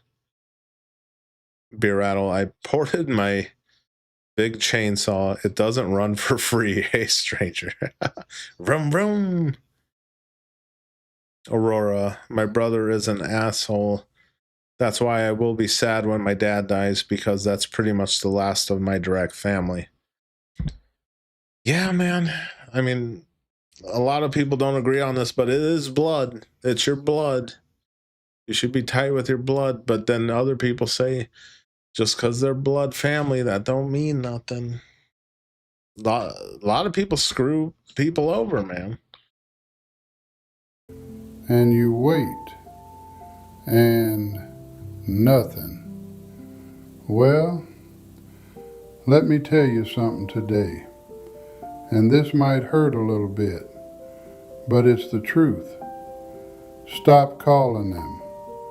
Put the phone down. Don't you leave another voicemail. Don't you send another text begging for a crumb. They left you. Mm-hmm. They did. Who's that? And if you keep chasing them, you losing the only thing you got left, man. Your dignity. Now, let me tell you what you're gonna do instead. Damn, this dude just got a brick for a phone. No communication going on. Kids won't freaking talk to him. The hard truth. See, first thing is, we gotta talk about why you calling. You scared. I know it. You scared that if you stop, they just gonna disappear. Poof. Gone forever. You think, if I don't remind them I'm here, they gonna forget old Harold exists. Well, listen to me close. Yeah, he seems like a nice guy. I mean, I don't know what he was like in his younger days. Freaking Don Jovi. 30 pack makes it okay, old timer. And oh yeah, make sure it's Pabst Blue Ribbon. Aurora says, "I would adopt him as my grandpa and go around town making people confused, calling him grandpa. I'm white." Yeah, I'm sure there's a lot of people that would want to reach out and hang out with this dude. He seems cool. He's just a chill old dude, and kids won't freaking talk to him. If you gotta remind your child that you exist, they already forgot you. Yeah, that's hard to swallow. But begging for love, that ain't love. That's pity. And I don't know about you, but I am a grown man. I worked 40 years in that plant. I walked through storms. I ain't accepting pity from the people I spoon fed. No, sir. Damn, dude, that's a bar right there. I don't accept pity from the people I spoon fed. Damn. Bars. You call them 5 times a week, sounding sad, sounding lonely. You teaching them that you a burden. Damn. You teaching them you ain't got no life. You just waiting by the window like an old dog. And let me tell you, folks run from that, even your own blood. It feels like pressure. What does that say? That says today, 3:64 p.m.? What in the hell? This better not be an AI generated video. So they pull. Yeah, and like Don Jovi said, his phone was unplugged. I've never seen a phone with a plug like that before. Aurora. Aurora said, imagine his kid's trying to call him the whole time and his phone is unplugged. Well, he has a freaking iPhone, though. Benji, that's where he owned it. I was about to mock him. Don Jovi, new generation are just jerks. It's all colors. I have a feeling his kids are older than me. Because that picture, it's hard to tell what decade that is. But I have a feeling his kids are like Gen X, probably. Pull back, and you chase harder, and they run faster. You gotta stop the bleeding. Today, right now, the chasing ends. Now, step 1, you gotta kill that guilt. Now he just looks like he's ready to go right here. I know what you do at night. You lay there, staring at the ceiling, replaying the tapes. Maybe I was too hard on him. Maybe I worked too much. Maybe I didn't hug enough. Look here, ain't no parent perfect. I wasn't perfect. Lord, I made mistakes, plenty of them. But I was there. I didn't run off. I put food on that table. I kept the lights on. I loved them the best way I knew how. If your children... Yeah, just by looking at those pictures, I feel like his kids are Gen X for sure. They're definitely older than me. Have to be. Those are old-timey pictures. If they punishing you today for something you did 30 years ago, that's on them. That ain't on you. You got to learn to forgive. Never forget, but you should learn to forgive. I don't know what he did. Maybe spanked him on the butt a bunch of times. I don't know. But at the end of the day, that's your father. You're in this world because of him and your mother. Can't apologize for the past forever, and you sure can't pay for it with your dignity today. If they want to hold a grudge, let them hold it. That's a heavy bag to carry. You don't got to carry it for them. Forgive yourself, man. You did your job. The contract is done.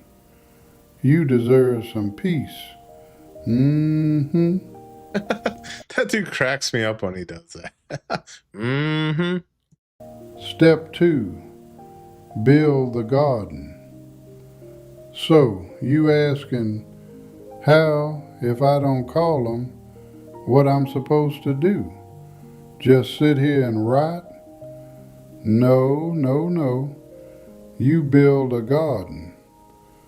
My granddaddy used to say, Harold, if you chase a butterfly, that thing gonna fly away. But if you build a beautiful garden, the butterfly come to you. And even if it don't come, shoot, you still got a beautiful garden. See, for 5 years, I sat in this chair, writing. Man, that phone needs a good wipe down. That needs a good old-fashioned wipe down right there. Some bleach. Just saying. Waiting for this phone to ring. 6 months ago, I said enough. I joined a woodshop class, started making things with my hands again. I started playing chess at the park with these other old fools. We argue, we laugh. Oh, hold on. My wife is saying, where are you at in the video? My wife is saying this is AI. Where it said 360 something? Okay, hold on. Hold on, folks. Real quick. Oh, yeah, look at that. This was very strange to me. Look at this. Where the 2 is, AUG. And then if you look down here at 0, that looks like some hieroglyphics. I can't even tell what that is. Look at this. Look at the PRS on the 7s, like glitchy. Oh, look, there's like 2 7s. 1, 2, 3, 4, 6, 7, 7, 8, 9, 0. Wow.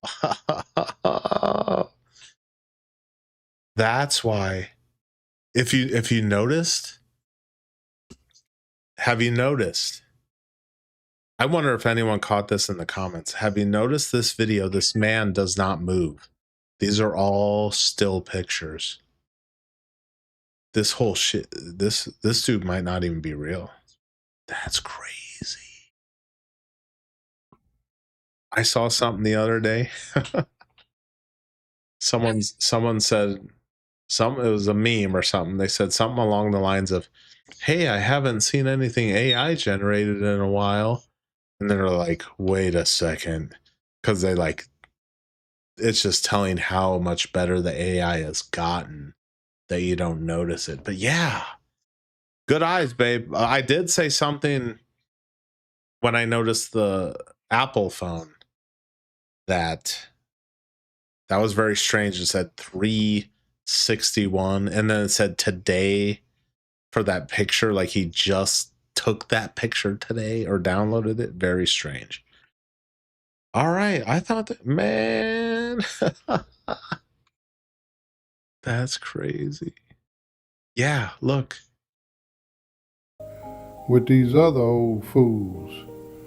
We argue, we laugh. I started cooking again. Got my gumbo recipe back. Yes, this whole video. There's no video. There's only still images. Call this number. Yeah, you're right. Good call, Og Mama. Because I was looking at that phone too. Back out. And you know what happened? I became interesting again. I became happy. I stopped needing them to fill this hole in my chest. I filled it myself. You gotta get busy. Go travel. Go learn something. Make your life so full that you don't even notice this phone ain't ringing. Because here's the secret. And we're going to check to see if anyone in the comments noticed this either. Children are curious creatures. When the phone stops ringing, when the guilt trips stop, they start wondering, why Daddy ain't calling? Is he okay? What's Yeah, look at these houses. They look very similar. The same brick. Usually don't see that. I don't anyhow. he doing? And eventually, There he goes again. eventually they call. And when they do, they don't find a sad old man sitting in the dark. They find a man who is living, and that makes them want to stay. The conclusion. Nah, I gotta keep it real with you. I ain't gonna lie. Sometimes you build a garden and the butterflies still don't come. Sometimes they just gone. Sometimes folks are just selfish, even your own kin. And if Oh, Aurora, you were wrong for sending me that, dude. That was creepy as hell. that's the case, if you find your peace, Okay, now look at this. That's him, right? And these look like old-timey clothes still, kind of. Very strange. And then he's wearing the same shirt there. Oh, man. Can you all see that face? Look at that. That's straight up AI. Look at that. That's crazy. But you see that picture on the wall, that chick's face? Look at that. and they still stay away, then let them go. Let them go with love, but let them go. You can't force nobody to love you. Yeah, that looks like some Picasso thing. Like her mouth is sideways. What? It looks like a drawing. Every other picture is a picture, but that's a drawing, it looks like. Weird. But you can refuse to let their absence destroy you. You ain't defined by who comes to visit you on Sunday. You defined by the man you see in that mirror.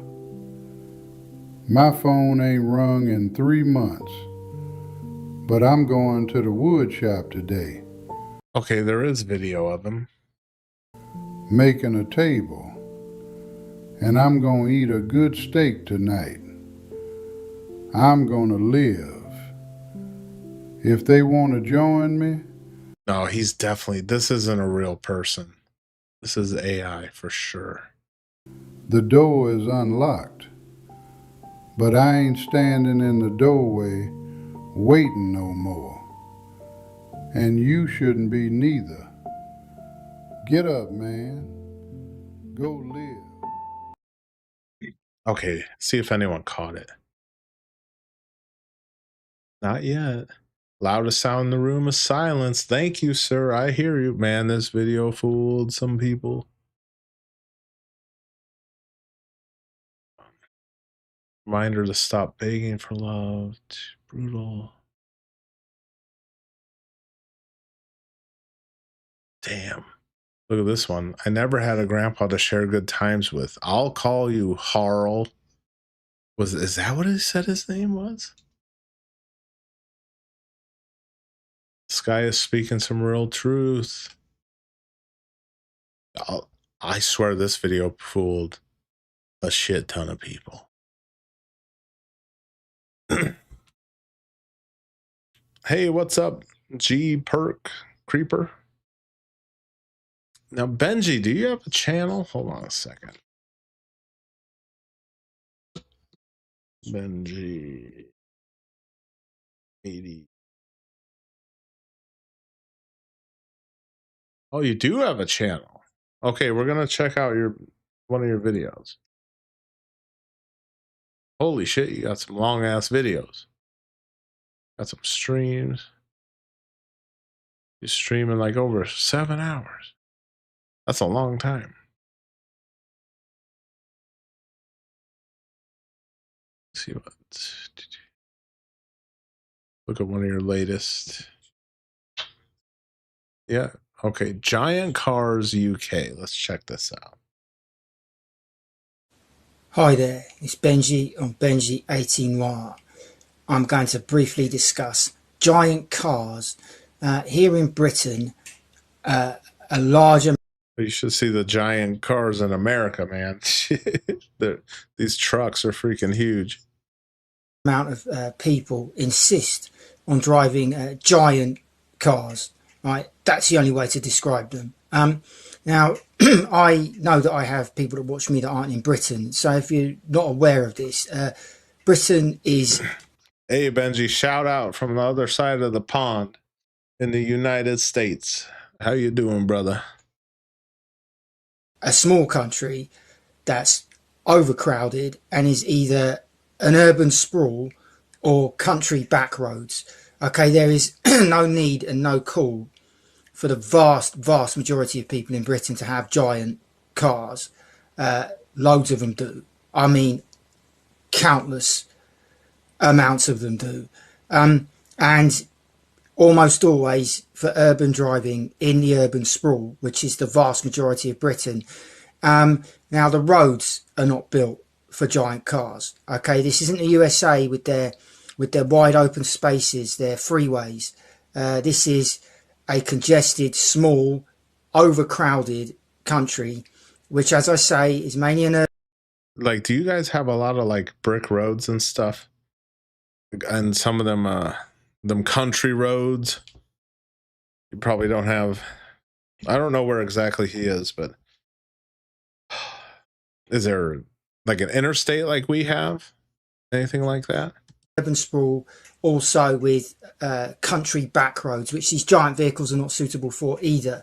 A vastly disproportionate amount of the fatalities on the roads in this country, and there are a lot of those in this country, in Britain, take place on country roads. So these country back roads, they're not safe, obviously. These giant vehicles make the roads even more dangerous.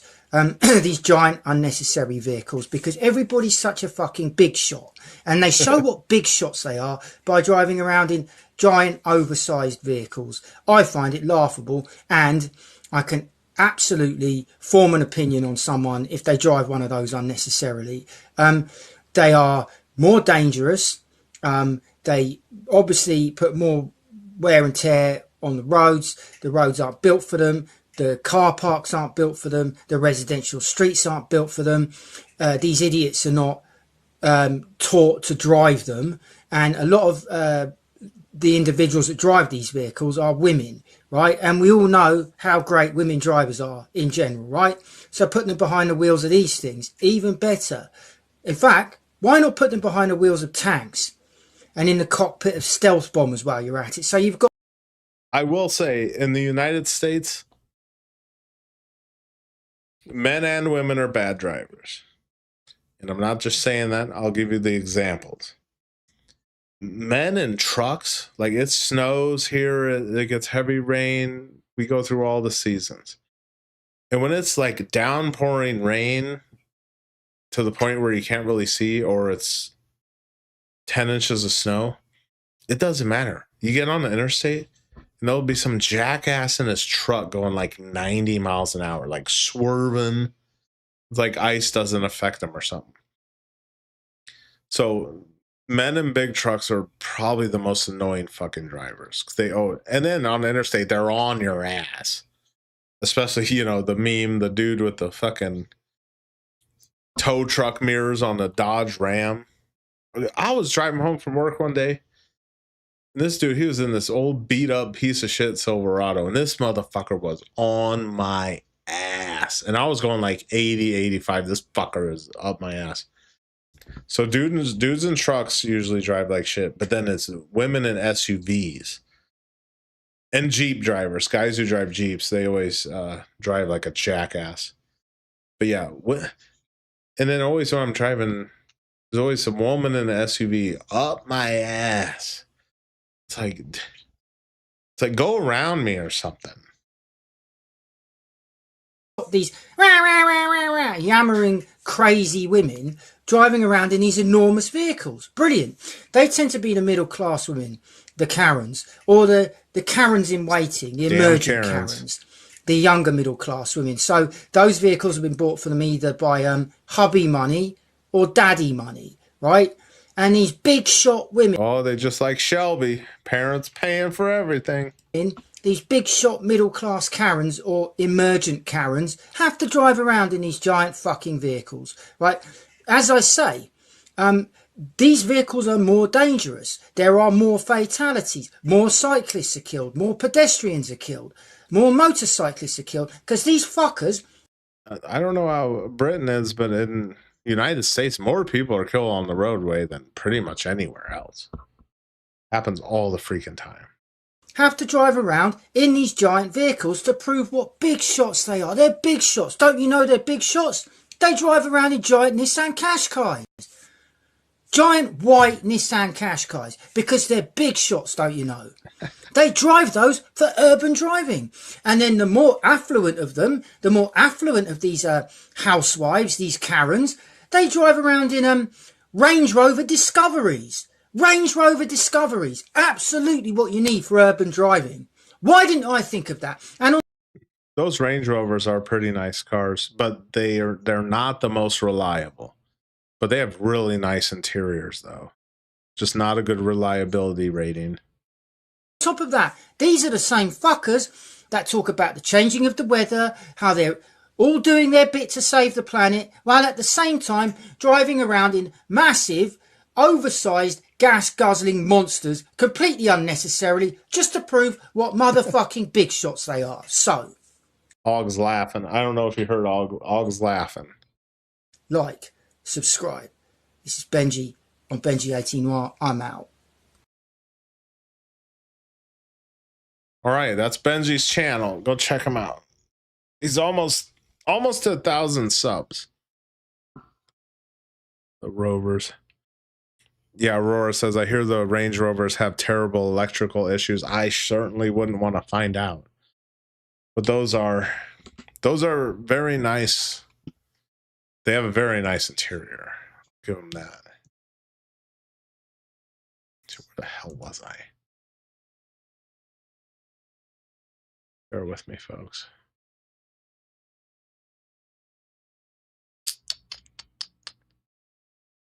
Bear with me. We're doing it live.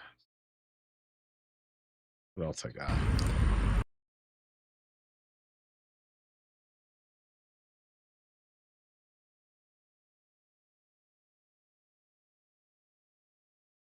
Okay, I wanted to check out this video. So, I'm 46 years old. Hold on. Go back to the beginning. Okay, so this one, look at this. This guy has 12 subscribers. It just popped up in my algorithm. He did this video 5 days ago, 875 views. I'd be happy with that. I'd be happy with them views. It says power of being alone at 46. And the thumbnail said something like, bear with me, folks. I've been up for a while. It said something like, I'm 46 and have no friends. I did a video, I'm 42 and have no friends. But at least I have you guys. At least we have our parasocial relationship that goes both ways. And I have people to talk to. Like-minded people, hopefully. So I'm 46 years old and I basically have no friends whatsoever. But that is an absolute blessing for me at this stage in my life, because it's allowed me now to go on a journey that I've never actually really been able. He sounds like he's from across the pond too. He sounds like he has an accent.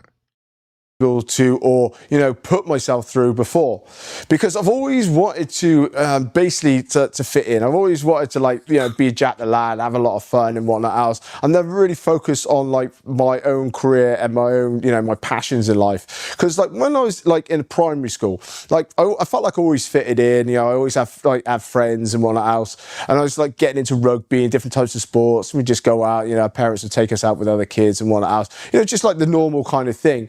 But then when I got into secondary school, things changed for me quite a bit, because the first year that I was in secondary school, it didn't go very well. I wasn't majorly beaten up or anything, but I was more bullied. What the hell secondary school? I never heard anyone say that. Aug Mama. Y'all let me know. Being picked on. What's secondary school? Is he talking like junior high? Or is that a British thing? It's a British thing? UK?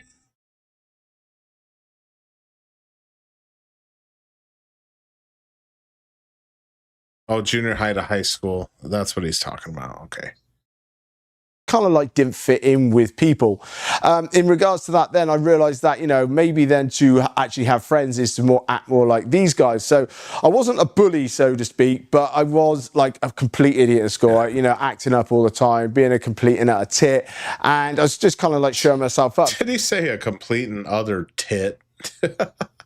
But I found through that, you know, people like kind of like accepted me, found that I was fun, and they kind of left me alone. And I kind of like just went along with it, and it just kind of like become my personality for a while, because especially at this time, my parents, they were splitting up and they were just like off doing their own kind of thing and that lot. And they weren't really. Dude, I'm not gonna lie. I knew so many kids growing up that their parents divorced. I remember one of my earlier best friends, he lived right next door to me. And his parents divorced, and you know, that custody battle shit where one parent, the mom gets him, and then the dad's trying his best to spoil the kid to make him happy. And, but I remember after they got a divorce, she moved into a big old freaking house, man, like a real big, nice ass house. I don't know if she was renting it or what. We hung out for a while after they got divorced and moved away. Aug, you good, man? You good? You want me to pick you up? Up.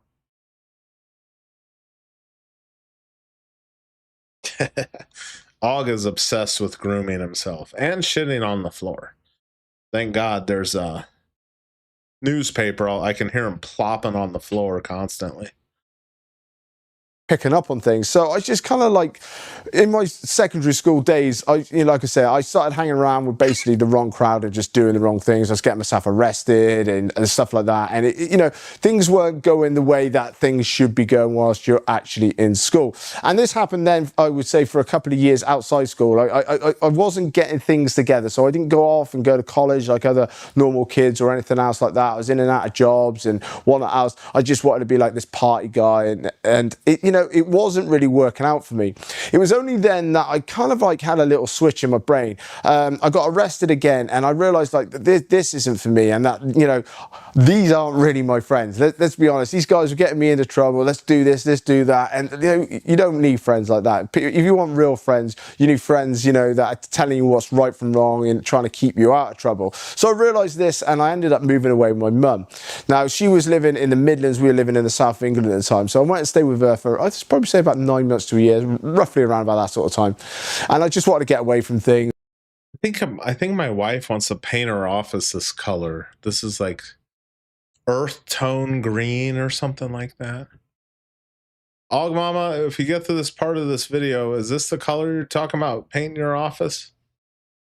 Let's have a bit of a break. So I did that for a little bit, and then I moved back home. Now, when I moved back home, like obviously I wanted some new friends and stuff. So there was always some like the friends that, shall I say, the people at school that I knew. Like some of them were couple of friends and that lot, but they always kind of like knew me as like the dickhead, you know what I mean, you know, and stuff. They didn't really want to hang around with me, anything else like that. So when I come back, I kind of like, you know, had to try and fit in, show people that, you know, I'm not that kind of person, you know. I was just acting as a character to these people that, you know, I'm not really like that, you know. I'm a nice guy.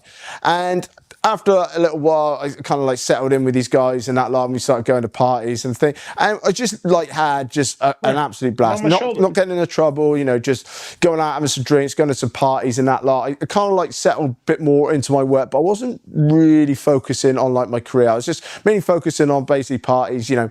I was basically living in like shared houses, and we just, you know, just doing, you know, things like that. Now, it was at this time, like I was saying, towards my mid-20s, and that I was thinking to myself, like, you know, I felt like that this still wasn't. That's a good color. I mean, it's not a color I'd pick, but it's not a bad color. the right path. I had some good friends, don't get me wrong, in that lot, but like something just felt off. Like I knew that like I wasn't like building towards like a future, shall we say. Like I didn't have a long-term career like all these guys had. A lot of them had like businesses set up and stuff, you know, settling down and, you know, having kids and this kind of thing. And that wasn't me whatsoever, you know. But I knew that's the kind of place that I actually wanted to do. But then one time I managed to meet a guy called Mike, and we ended up, I managed to get a job working away. So I started working away around the country fitting glass on the side of skyscrapers and stuff. And we had a job up here, up in Cardiff, and we stayed in Barry just outside there, and we got put into a house. And it worked out so that I didn't have to go back home. And like, it's this time though, even though Is this dude on speed or something? Man, he's talking fast. I had like good mates back home, I just didn't want to hang around with them anymore. Like I just didn't want to like the ones that like I was still hanging around with and stuff. Like a few of them have settled down a little bit more now, but they were just still living like that same life down there. Like no one was ever going to move away. No one's going to do nothing. And a lot of them all still do. Like they all still go like fishing together. They still do all these things together. But I just know there's something in me that just knew that wasn't for me. So I started staying away, and I like, as in like staying up in Wales all the time. Like I never went home for a good number of weekends and that lot. I thought this place is. Man, this dude's all over the.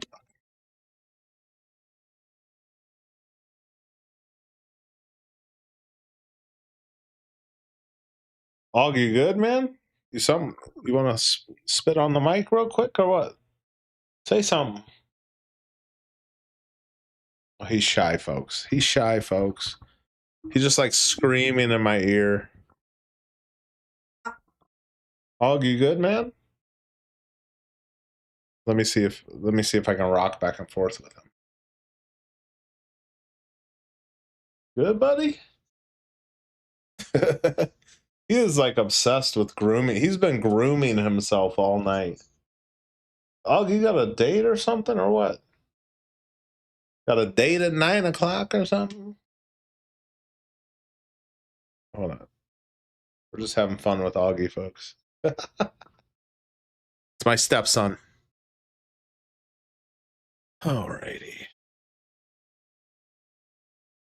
Oh, here's one I wanted to react to, and I'm sure it's something all of us men can relate to. Let's load it up. Load it up in the chamber real quick. I should have reacted to this one freaking forever ago. This one, God, I remember a month ago, this had like 50-some thousand views. But this channel, Family Still Matters, never be a stepfather. This is what happens when you carry another man's burden. Because that's what that is exactly what children that aren't yours are, a burden. All right, I saw a couple minutes of this. She was dropping some game. Auggie, you good, man? Let me say this clearly, respectfully, and without apology. I do not encourage young men who have no children to become stepfathers. I do not encourage young women with no children to become stepmothers. This is not bitterness. This is not hatred. This is wisdom earned through watching real people get hurt, misused, and emotionally manipulated and destroyed. What happened? Yeah, that's exactly what happens. I lived with a single mother. Worst experience of my life, let me tell you. Deontay Wilder is not rare. It is very common. And men need to hear the truth before they sacrifice themselves, trying to be good in situations that were never designed to honor them in the first place. Welcome back to Family Still Matters. This channel exists to speak truth about family, relationships, and responsibility. Hold up, Don Jovi's a big baller over here. He said, I just ate ravioli with lobster and cheese. It was good. Those aren't things I think go together. Ravioli with lobster? You know, I'm not a big seafood guy, but lobster's pretty good. Og, are you good? Hold on. Is there something you want to say, Augie? Or are you just being pissed off right now? You want me to swivel the chair? You gonna fly off? He's got wings, folks. And now he's grooming again. So you're yelling in my ear, and now when I want to talk to you, you're grooming. You see what he does to me? See how he treats me, folks?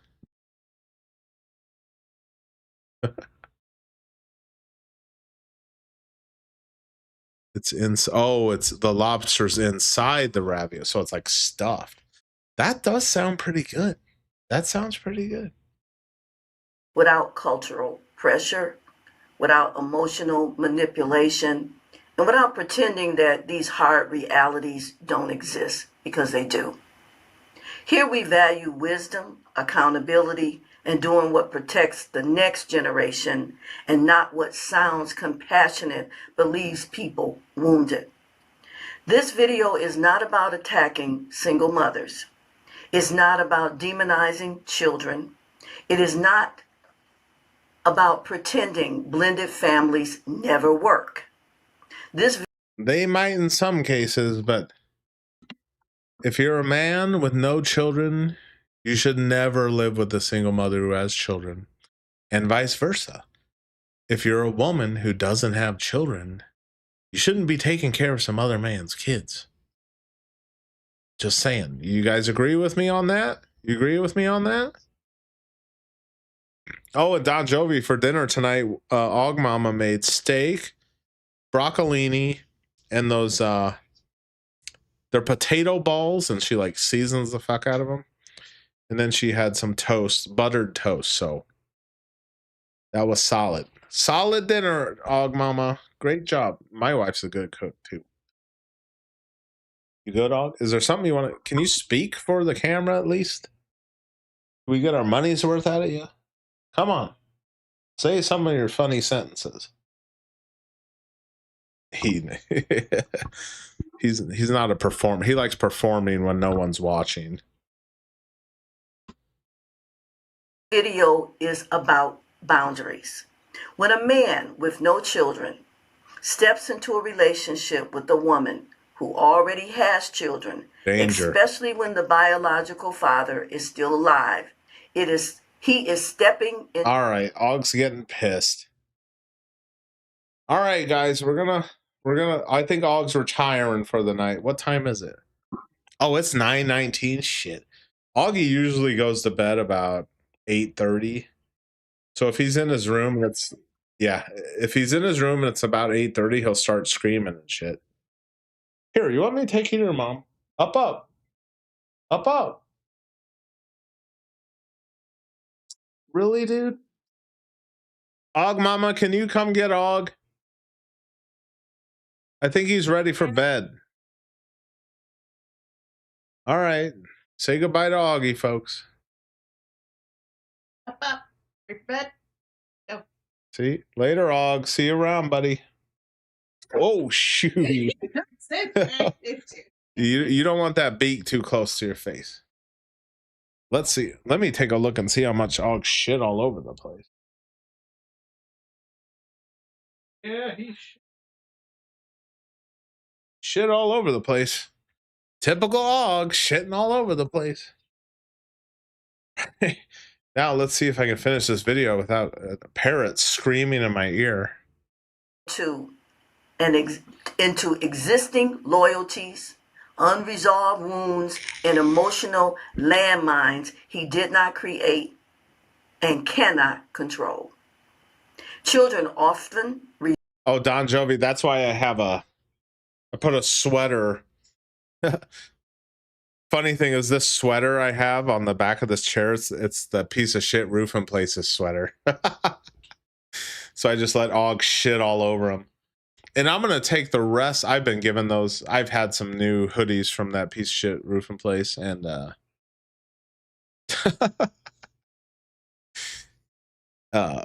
I told my sister, I'm like, I'm going to give you the rest of the gear I have from the Roof and Place, and you're going to give it to homeless people.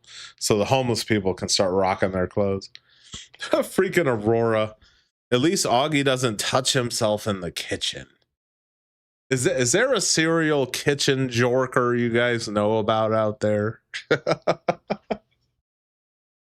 Who in their right mind jorks it in the kitchen?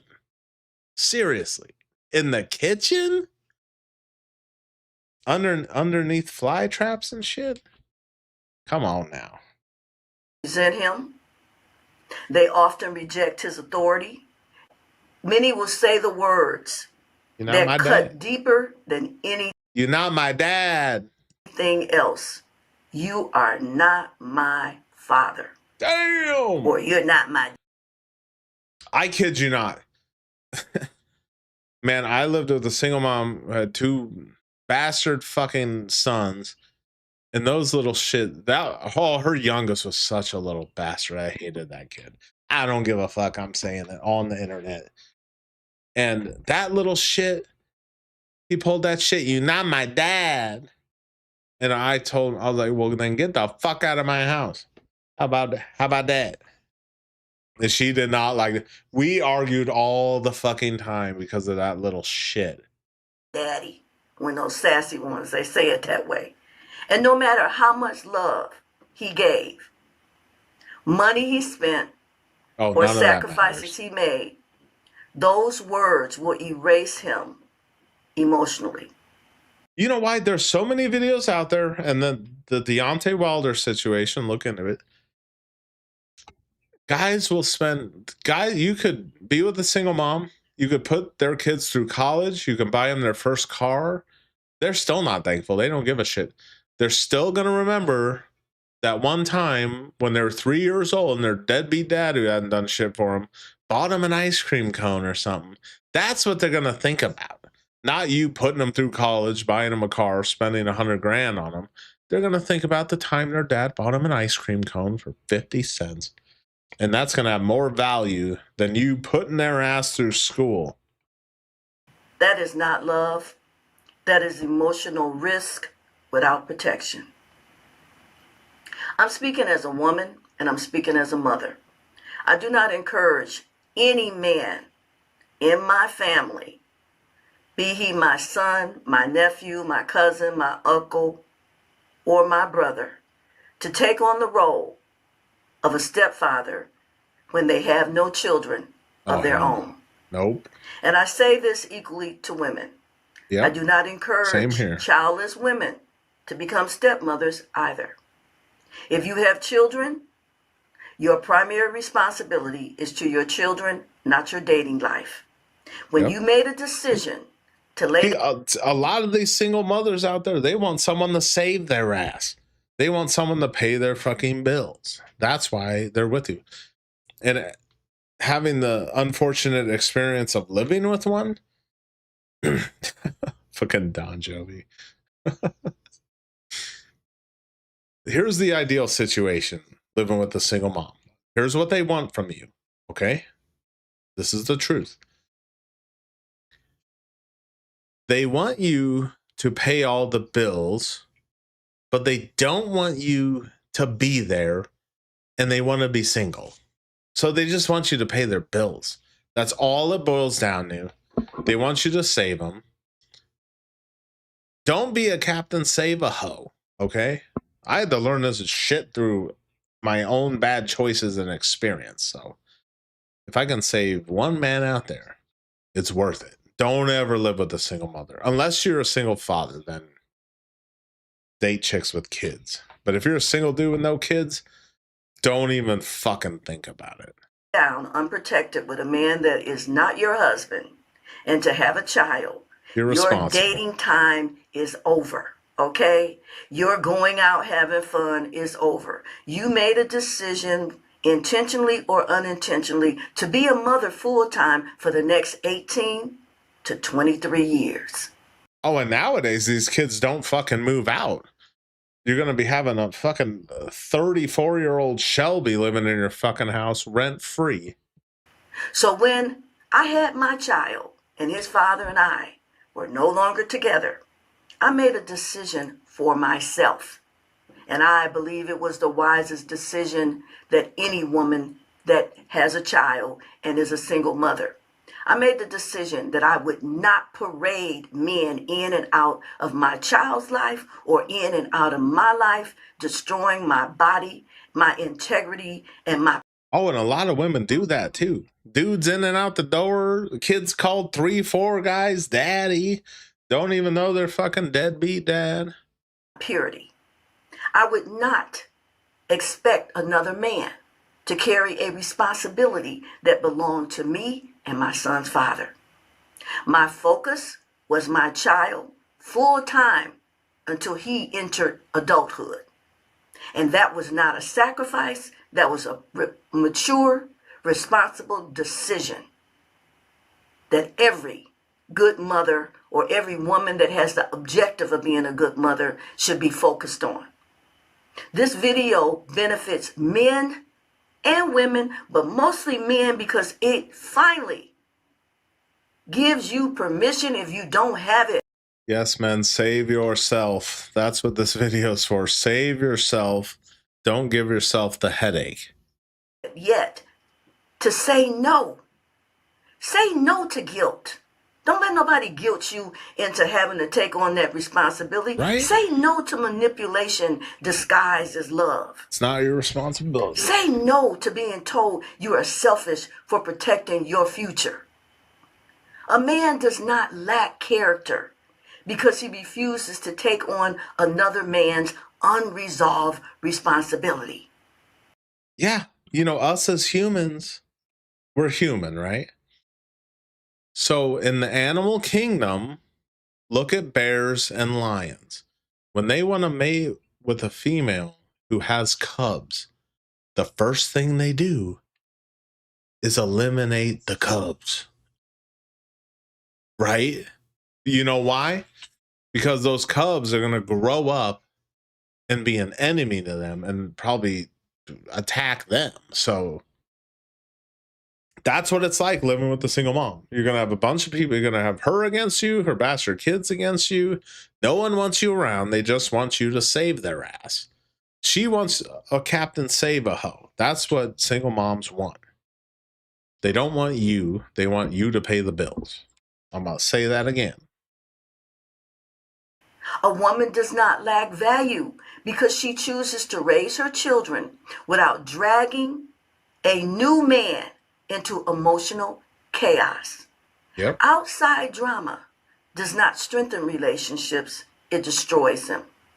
Two people need space to build their own bond, not constantly navigating third party. All right, she's spitting bars right now. Like if this was a rap song, this shit would be #1 on the charts.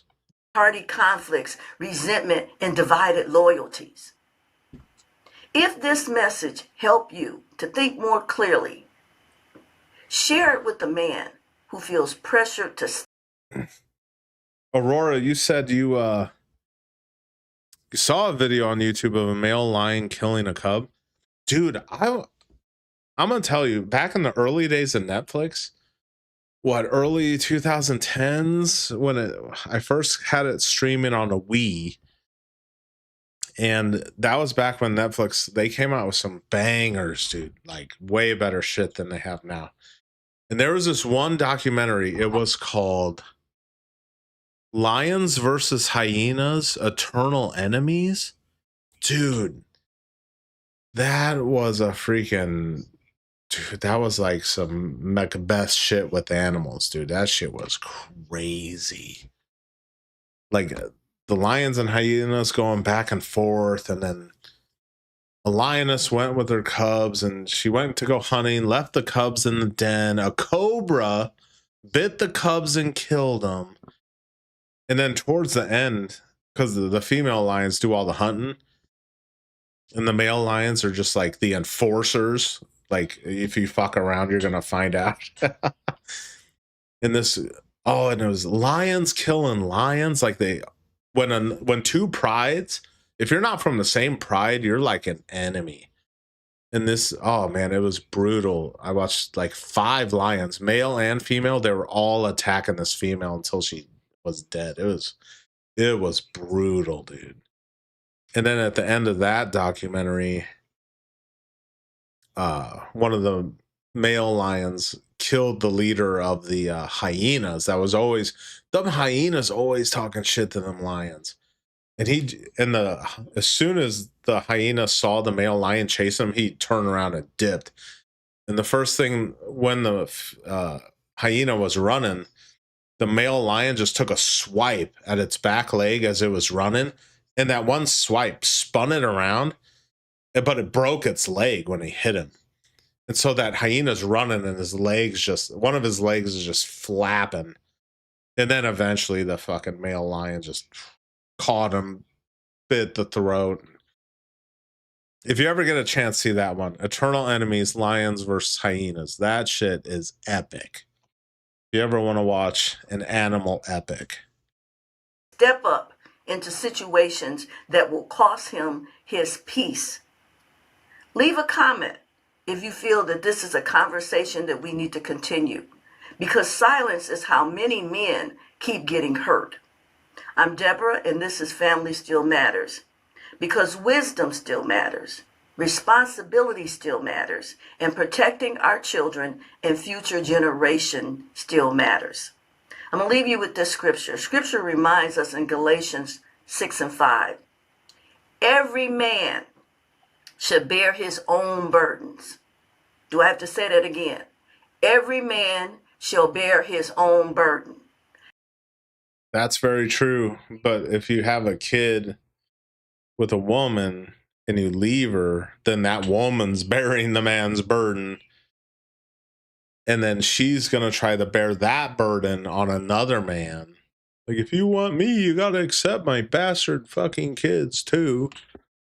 And a lot of dudes, first off, let's talk about the upper echelon of the red pill man space, okay? The upper echelon. Joe Rogan, Andrew Wilson. Both these dudes are worth a bunch of money, and they both married single moms. What the fuck, dude? I don't want to hear no red pill shit if you married a single mom. I don't want to hear none of that shit. If you ain't living what you preach, then shut the hell up. That is not cruelty. That is order. That is maturity. Handling your responsibility before asking someone else to carry them. Thank you for joining me. This is Family Still Matters. She's basically saying, handle your own damn business. May God continue to richly bless you. So I'm 46 years old. All right, guys, I think that's all I got in me for tonight. I've been up way too freaking long. But I want to thank you guys for tuning in. And Dapper Dev and Casey, I want to thank you for the very... God, I'm like watching myself backwards. For the very generous super chat donations. I very much appreciate that. God, the thing is, I make so much more money doing these lives than my videos. I showed you my videos. Like, I don't... Let me show you real quick. Show you my latest. Hold on.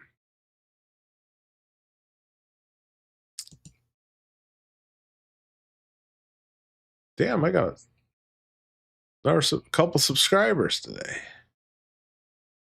I got a couple videos loaded up for, let me show you.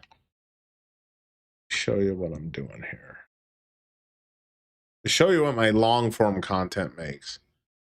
Like, look at this one. 600 some views, $2.64. Not terrible. Not complaining. And what's the... Look, $11 per 1,000 views. That's not terrible. But wait, oh no. No, look. It's only $4.88 per 1,000 views. So that's that video. Let's do yeah, look at this one. 34 cents. Only got 105 views. So you need to be cracking at least 1,000 views every video, which is tough because I only have 1,700 subscribers. They pushed the hell out of this one. Almost 700 views, $2.33. Dude, that's nothing. Look at that revenue. $3.14 per 1,000 views. God damn. That's nothing. And they pushed the hell out of this one. Look at that.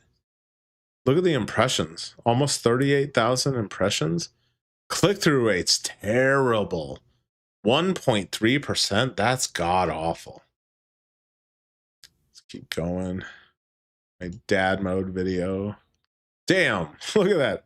$1.27. Lost a subscriber. I thought I was going to do better. Look at this.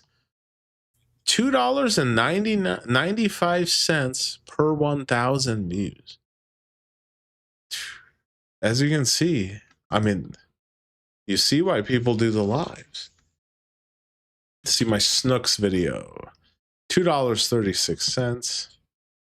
Horrible click-through rate. At least YouTube's pushing my videos. This is a bit higher. $5.46 per 1,000 views. Not complaining. Just going down the list. $1.50. That's pretty good for only 123 views. Oh, the click-through or the RPM's way higher on this one for some reason. $12.29 per 1,000 views. Let's look at the Jilted Valkyrie react. That's a man, babe. That's a man, baby. 69 cents. That's terrible. Look at that. $4.60 per 1,000 views. So reach, and they pushed the hell out of this one. 2.4K. Click-through rate's not good. 4.3%. Yeah, and you got to post like every fucking day. 85 cents on this dumbass kid Jet. Maybe I'll do another react to him. Not a very high RPM. $3.96 per 1,000 views. That is not a lot, dude. You know, the dude's getting real high RPMs. They're doing finance. That's like the highest paying niche on here. And that's why those dudes' videos are all 30 minutes and they don't talk about fucking nothing. This one, 93 cents. $4.04 per 1,000 views. Man, that ain't nothing, dude. My Manosphere video, I lost 2 subscribers, made $1. $2.53. Don Jovi, you didn't know. Jilted Valkyrie said she transitioned 20 years ago. Probably did all the whatever treatments, voice stuff, hormones. $1.55 on this fucking goth girl. Let me look her up just to piss myself off real quick. Let me piss myself off.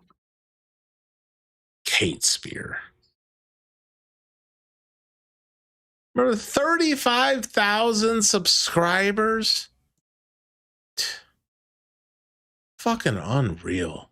Goddamn, this video's still getting views. 260,000 views. Unreal. Everything she does, you know, minimum over 5,000 views. 10,000. And she's lazy too. Look, she posts 12 days ago, 5 days. It's like ride the momentum wave.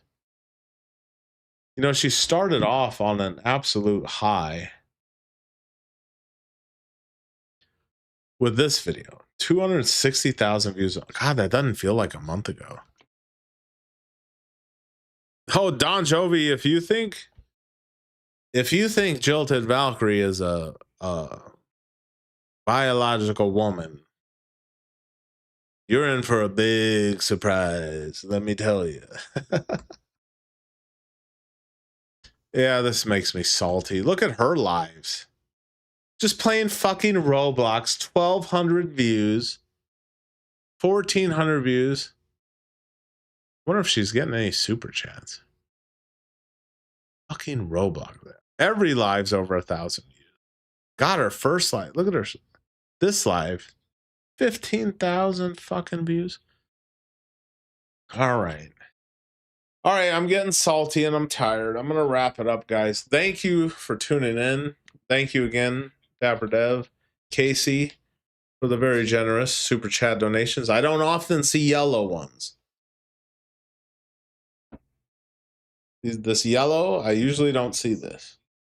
So I'm glad I streamed tonight. I'm making more money on these lives than my long form content. That's crazy. But thank you for the viewership. If you haven't, like the stream for me and subscribe. If you're not subscribed, just freaking subscribe. Obviously, you're watching me. Subscribe, all right? You guys have a good night and have a good Sunday and have a safe weekend and hopefully have a good work week next week. We'll see.